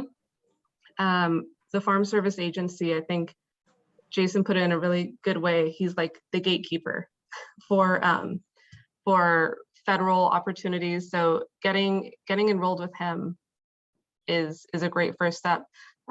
Even when you're doing NRCS or relating to NRCS opportunities. We have Eric Bowman with the Kohala Center, and Eric is awesome. He is really a master of like business development and knowing how to support farmers' work in that capacity. We have Slow Money Hawaii, that'll be Mary, and she is the founder and volunteer facilitator of Slow Money Hawaii. We have Susan Kubo. She is with NRCS and she's the assistant director for partnerships. And she's working to coordinate NRCS programs and enhance efforts with partner agencies and organizations. We have Go Farm Hawaii, and Janelle Yamamoto will be speaking on behalf of them. Janelle is the director of the UHCTAR Go Farm Hawaii program, and on top of managing that program, she's also been providing business technical assistance to farmers throughout the state for more than 15 years. We have Rebecca, who we just heard from, with Kitchen Table Consultants, and we have Matthew Lynch of Malcolm Market that will be available in a breakout room. Malcolm Market is the first regenerative market, and so they basically, we did a holiday market with them back in December, and all of the people that they advertise and promote through their market is very intentional and have an active mission to do better for the land, for the environment, and are really rooted in giving back. And Malcolm Market does a lot of really good work. We have Emily Kirk of CTAR, so that's the cooperative extension.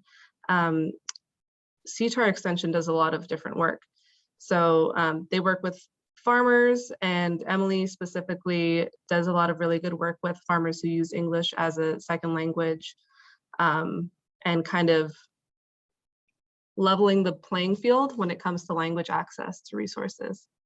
And then we have North Shore Economic Vitality Program, and we have Lisa speaking on behalf of them today. She'll be going over the group gap opportunity that they have. And then we have Darian from Founder, who we already heard from. And if you want to learn more about how to interact with Founder, you can hop into her breakout room. So I hope that was a good overview. And then India, maybe I can hand it off to you and we can have everyone kind of disperse. Okay, so we're all in this together. So we're gonna just see how this goes. You should be able to join whichever breakout session you'd like. Breakout session leads, you also need to add yourself. So Jason, if you can add yourself, then we'll be able to see who's in there. And then once everyone's joined, we'll send everybody, disperse you out. You will get broadcasted messages while you're in there, and then you'll automatically be brought back to a main session, and then we'll get to choose one more breakout session, and then we'll convene to say who we hope. So if you guys don't mind joining whichever breakout session you would like, if you need help, please put something in the chat, but you should just be able to hit that blue join button and then your name should pop in there. So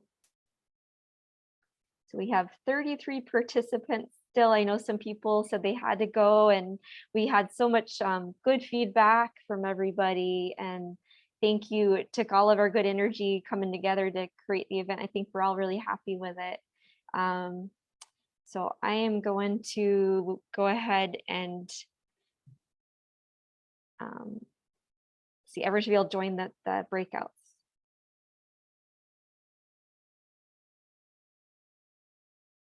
Let's see.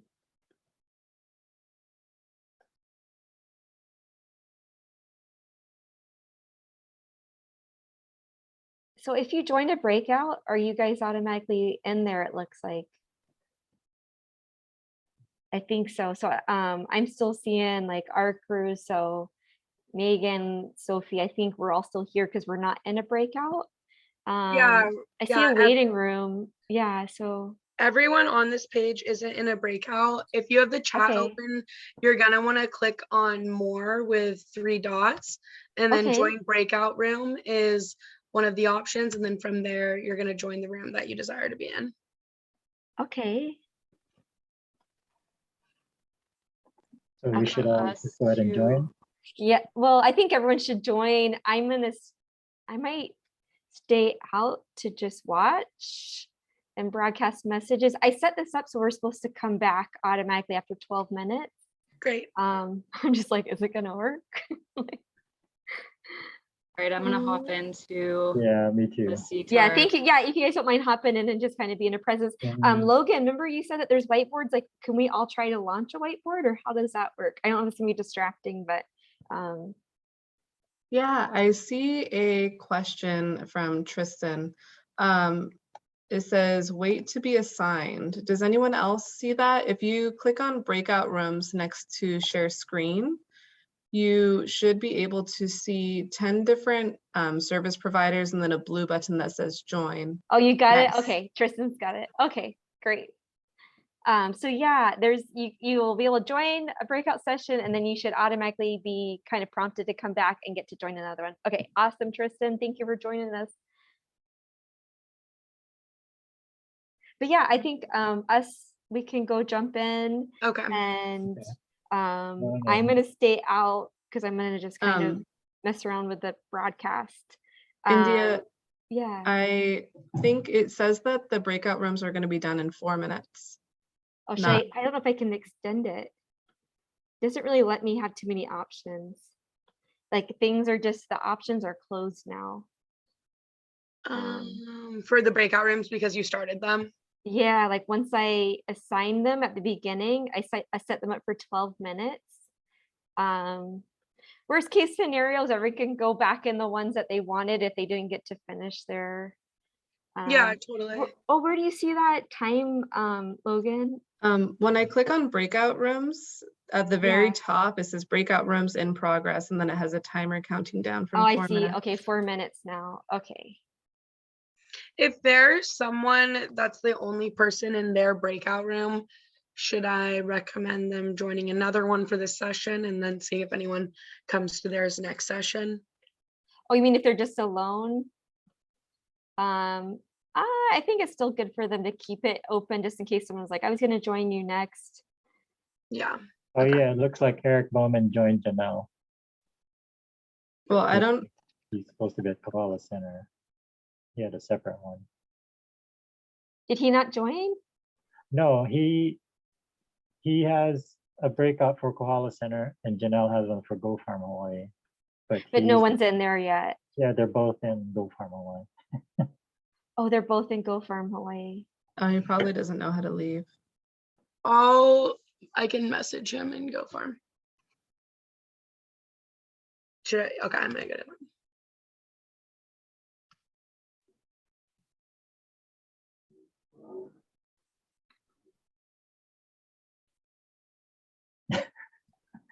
This is interesting.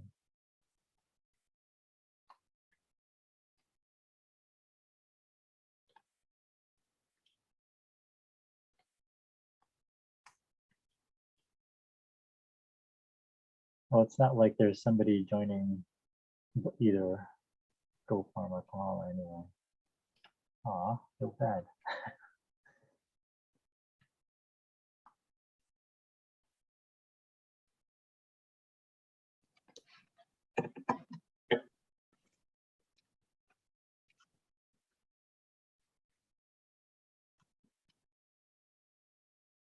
Yeah.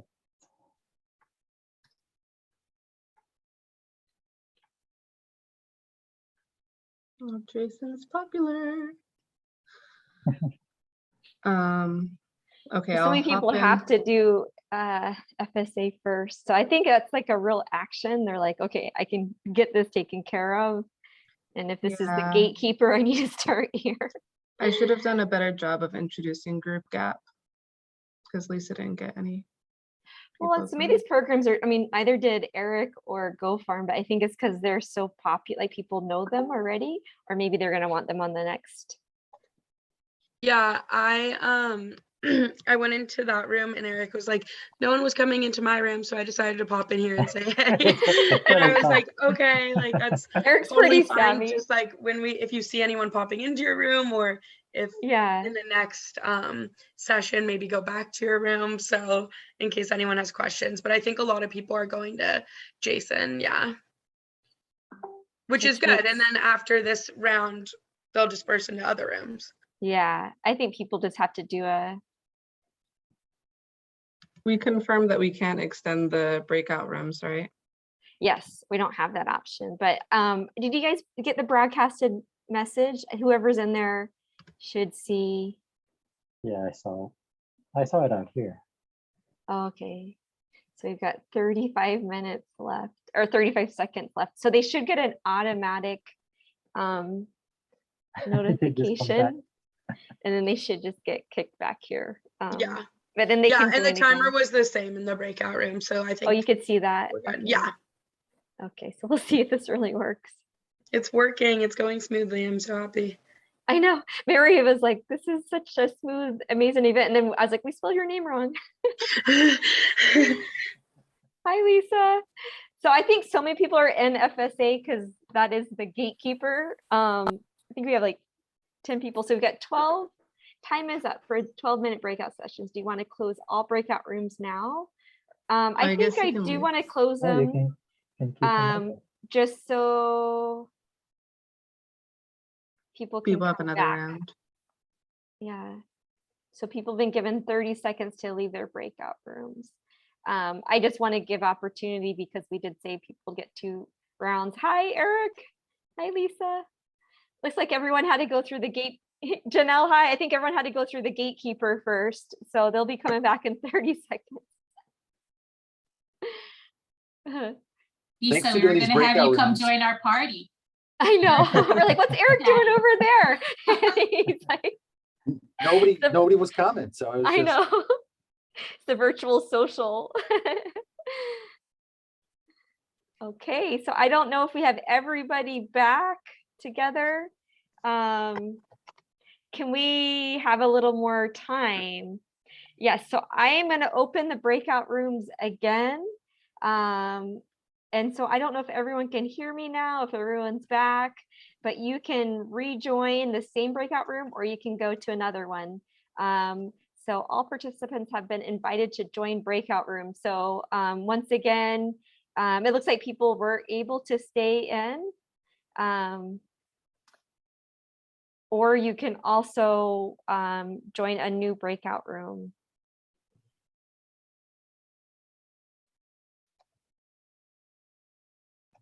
And Jeanette, hi, I see you on the call and thank you. I think we were going to have you make an announcement at the end. And hi, Tristan, how smoothly is this going with being jerked in and out of breakout rooms? How's this experience for everyone?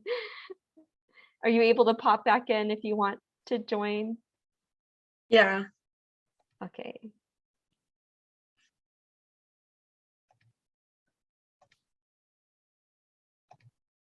Okay, so of the 6 participants who are on, most of this is our team, but Debbie and Leanne, if you want to join a breakout session, you can just look at the breakout session panel. It's a pop-up and you can hit the blue button that says join to decide if you want to learn about one of these breakout sessions. Many people have joined FSA because we've mentioned that's kind of a gatekeeper. You can also meet with Malcolm Market. You can meet with Founders, Slow Money Hawaii, Go Farm Hawaii, the Kohala Center, NRCS, and CTAR, as well as North Shore EVP around GAP food safety certification and the kitchen table consultants. Okay, it looks like everyone's dispersed. I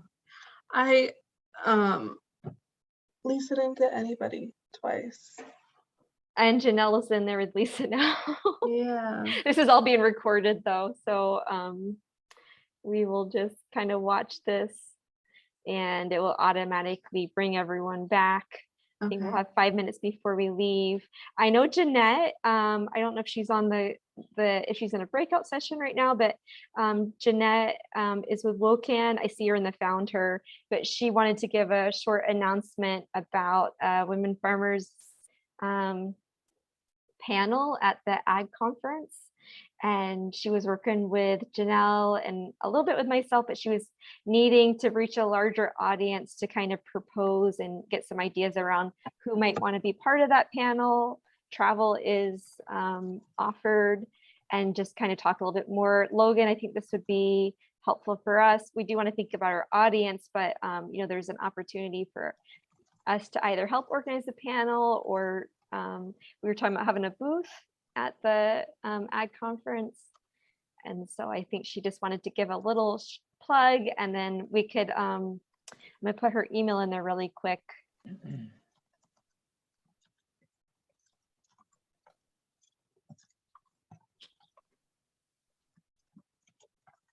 Jeanette is on Hawaii Island. Yeah, sorry, India, earlier for the, I thought there was going to be a different PDF, so I was going to look back and Oh, to find download an, oh, something no, else, no, yeah. but it was all in one document. I didn't realize. Sorry. No, it's okay. I've learned through the years to just put everything in one PDF, which it does take a while because it's a big file then, but it just makes everything so much smoother. Jeanette.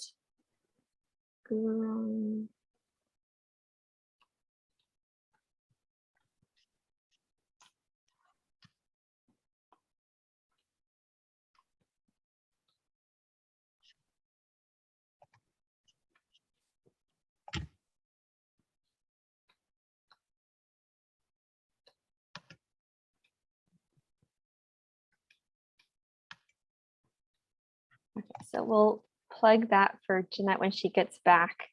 And I see the timer is on. We're at 7 minutes still, so that's a good amount of time. I don't know if I should just mention that people can pop out on their own. They want to join another one. Yeah. Should I try to promote? Now no one's in FSA. Oh no, there is still FSA. Sorry, I'm gonna use the bathroom. Be right back. Okay, thank you guys. No, thank you. Yeah, I think just saying if you're interested in another breakout room, you can select a different one. So I have the option. Politely.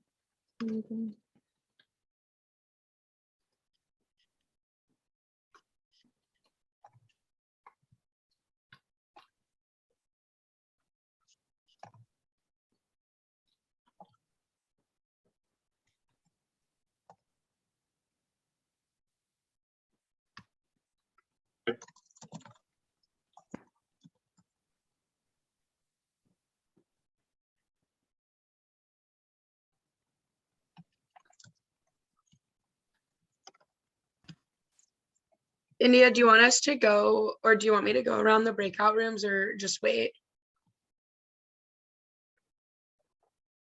Oh, it's muted. I wonder if we should try to like drum up.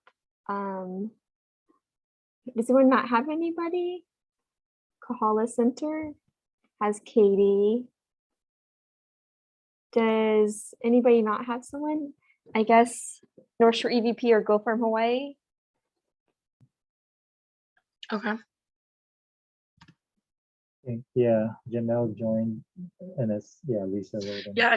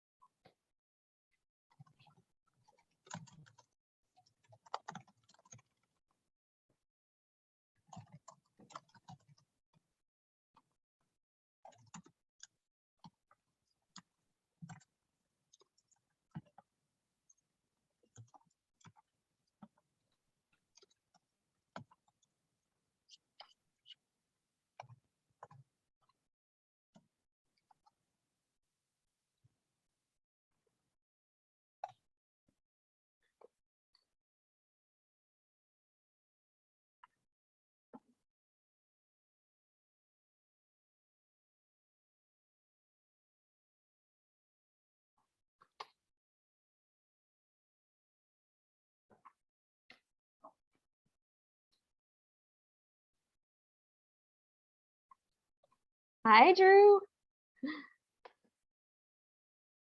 I scared him away.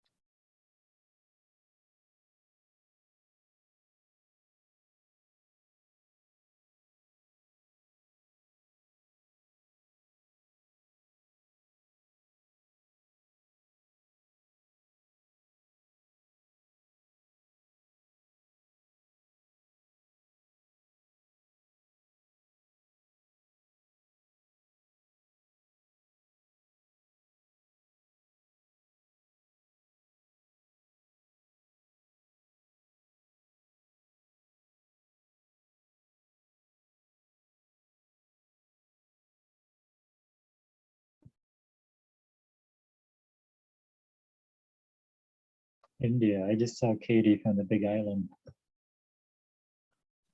Which Katie? The one we just met this weekend, the one you were talking about. Oh, no way. From Yes, she the popped in. Kohala Food Yeah, Hub? yeah. No, oh, great. Yeah, she brought a few people. I think we may try to talk with them. I hope she is able to learn about the kitchen table consultant training.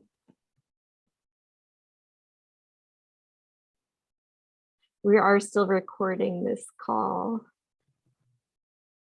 Oh, I see a few people have jumped out. Just to let you know, we have 2 minutes left of these breakout sessions. You can still join one final breakout session. We're going to go ahead and let that time play all the way out, and then we will reconvene. And I believe Jeanette is going to share about an opportunity and just discuss interest in hosting a panel with female farm business owners at the Hawaii Ag Conference. Logan shared a lot about the resource fair, the in-person event on this Thursday at Kunia Village for those who are on island on Oahu. And you can schedule with her to do one-on-one sessions or just show up. We put Logan's email in the chat, and you can just learn more if you want to email her. And I think I'm going to send a reminder to everyone else. But yes, Kimberly, I hope you've enjoyed it. And Jeanette, thank you for joining us. And it looks like everyone went through the gatekeeper and now everyone is dispersed. Jeanette, because we are recording this call, and I'm trying to stay cognizant of everyone who might be jumping on and off, but I put your information in the chat. Do you just want me to give you the floor space, or do you want me to kind of prime what you're going to talk about? I think we'd probably have like 2 or 3 minutes. And it won't take more than that. I'm literally going to say just exactly what's in that statement. So it's good you put it in the chat, and then somebody could contact me with my email. Awesome. But if you have time and you want to let me just say it, that's okay. But if not, we definitely have the time. Okay, I'll do it real quick, super quick.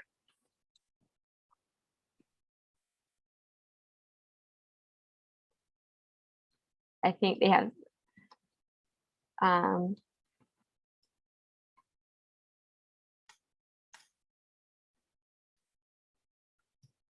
here we go.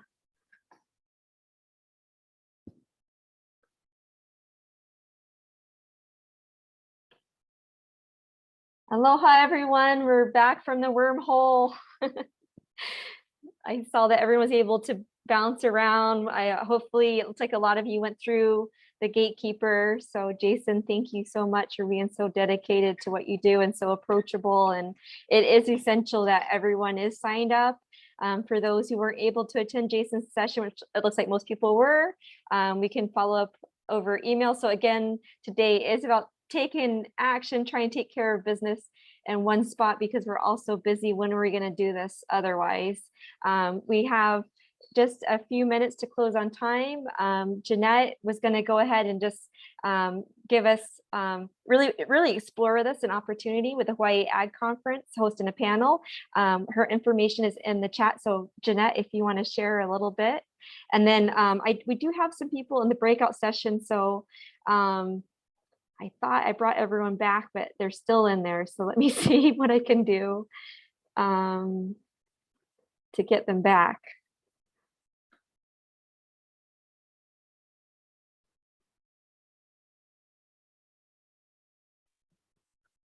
India, if you don't mind, in the meantime, I'll just say this because I know we have very little time. Okay. So aloha, everybody, and it's been a pleasure to interact with all of you here. I want to just give a very quick pitch of something we're trying to do for the conference coming up in September, the Hawaii Agriculture Conference that will be September 27th and 28th in Honolulu. I am moderating a session that I'm calling Voices from Wahine Farmers Strengthen Their Contributions to Agriculture Growth and Sustainability. And what I'm trying to do is create kind of an informal kind of opportunity for a bit of a dialogue with, say, 3 or 4 women farmers who could speak about their lived experience as women farmers and the kind of barriers they face. We heard a little bit today about lack of access of time, family requirements and things like this. And I think we need to bring this to the attention of the larger agriculture community. So far, I don't have anybody who's come forward to do this. So if you'd be interested to speak to this session, it's really only about, I think, 45 minutes. There are also scholarships available. So if you're not in Honolulu or on Oahu, there are opportunities to get funding to come to such a session. So write to me. I think probably India put my email in this chat, but I'd be really happy to hear from you. Thanks very much. Thanks, India, for the opportunity. Thank you, everyone. It sounds like we had a great time in those breakout sessions. It looks like a virtual social party there. We can see people jumping back and forth. I hope you were able to take care of some business. I do see some contact information being shared. Augusto, I don't know if you can share the screen for just our final slide, and we're going to say a hui ho to keep us on time. It sounds like we made some connections. I don't know if it was enough time. So any creative ideas to just follow up, let us know in the chat. We are going to exchange emails. We can also put out kind of, an email with a package, say if you want to get the FSA enrollment form, or we can send all that out together. So it looks like we're making some really good connections. And yes, Market, Matt, thank you so much for being part of this.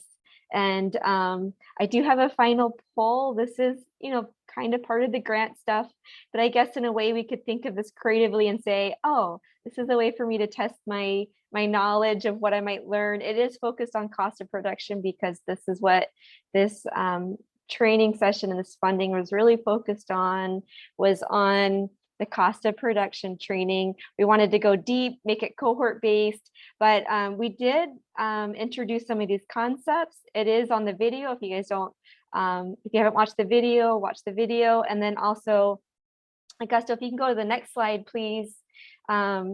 We have a little tool accessed at go backwards maybe. It's at farmviability.oahu.orcd.com. It's where you registered for this event, and actually we'll go one slide forward, please.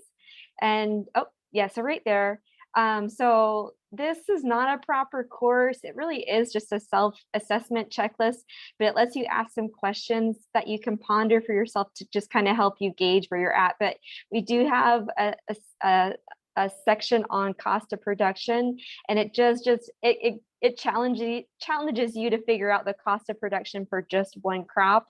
And yes, you might not dive as deep as you would if you're using that decision-making tool that Tanya had developed through Oregon Tilth, but you can start developing your direct and your variable costs. So variable is largely those things that change, and your labor.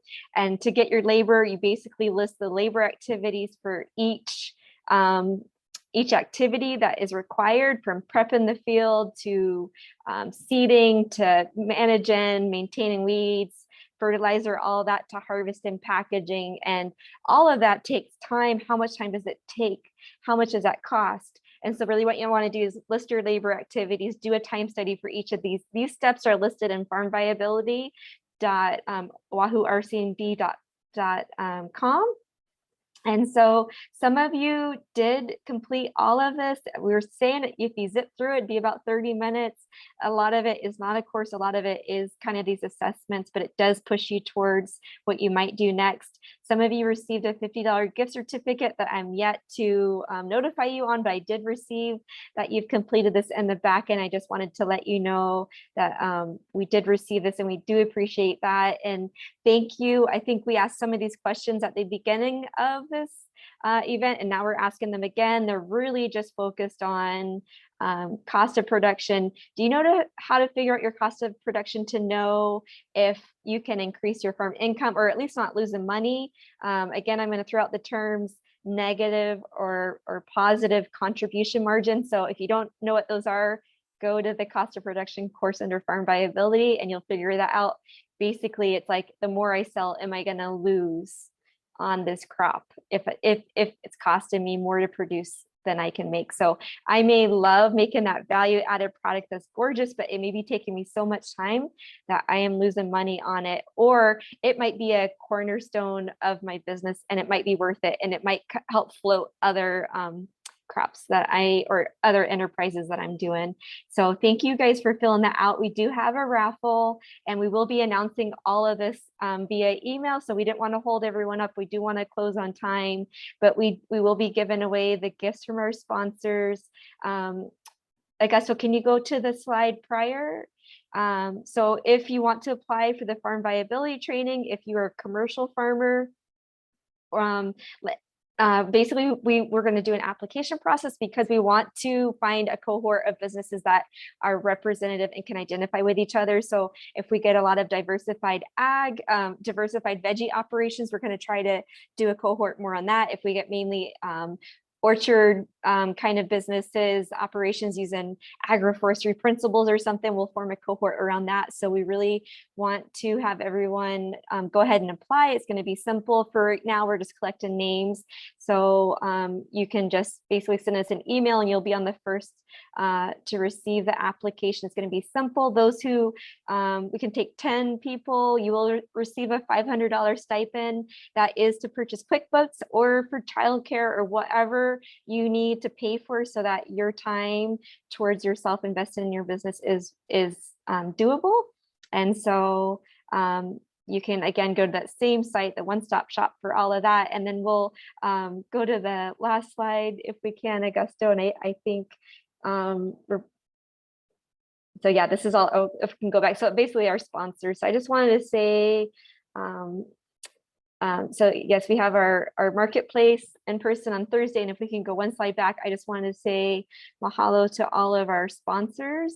So, and these are a lot of the logos. We don't have everybody, so Kalamai, but this is a lot of the people that came together today. We're all people, we all care what we do. And thank you for bringing all of our skills together in one place and the resources that we have to help each other. So I just wanted to say a big mahalo to all of those who led breakout sessions and who are also going to be there at the in-person event. And I have us slightly over time. So I'm going to say hui ho, blast out anything you'd like in the chat before we end everything. I do have the recording of those who have completed the polls and that said, yes, put me in the raffle. So the raffle is for Farm to Barn Cafe, gift certificate, Down to Earth, and Morning Glass. So thank you guys all. This will be recorded. Pass this on to your friends. Thank you for all of the beautiful energy and mahalo. So much was shared. And so with that, we'll say good night. Thank you. Bye.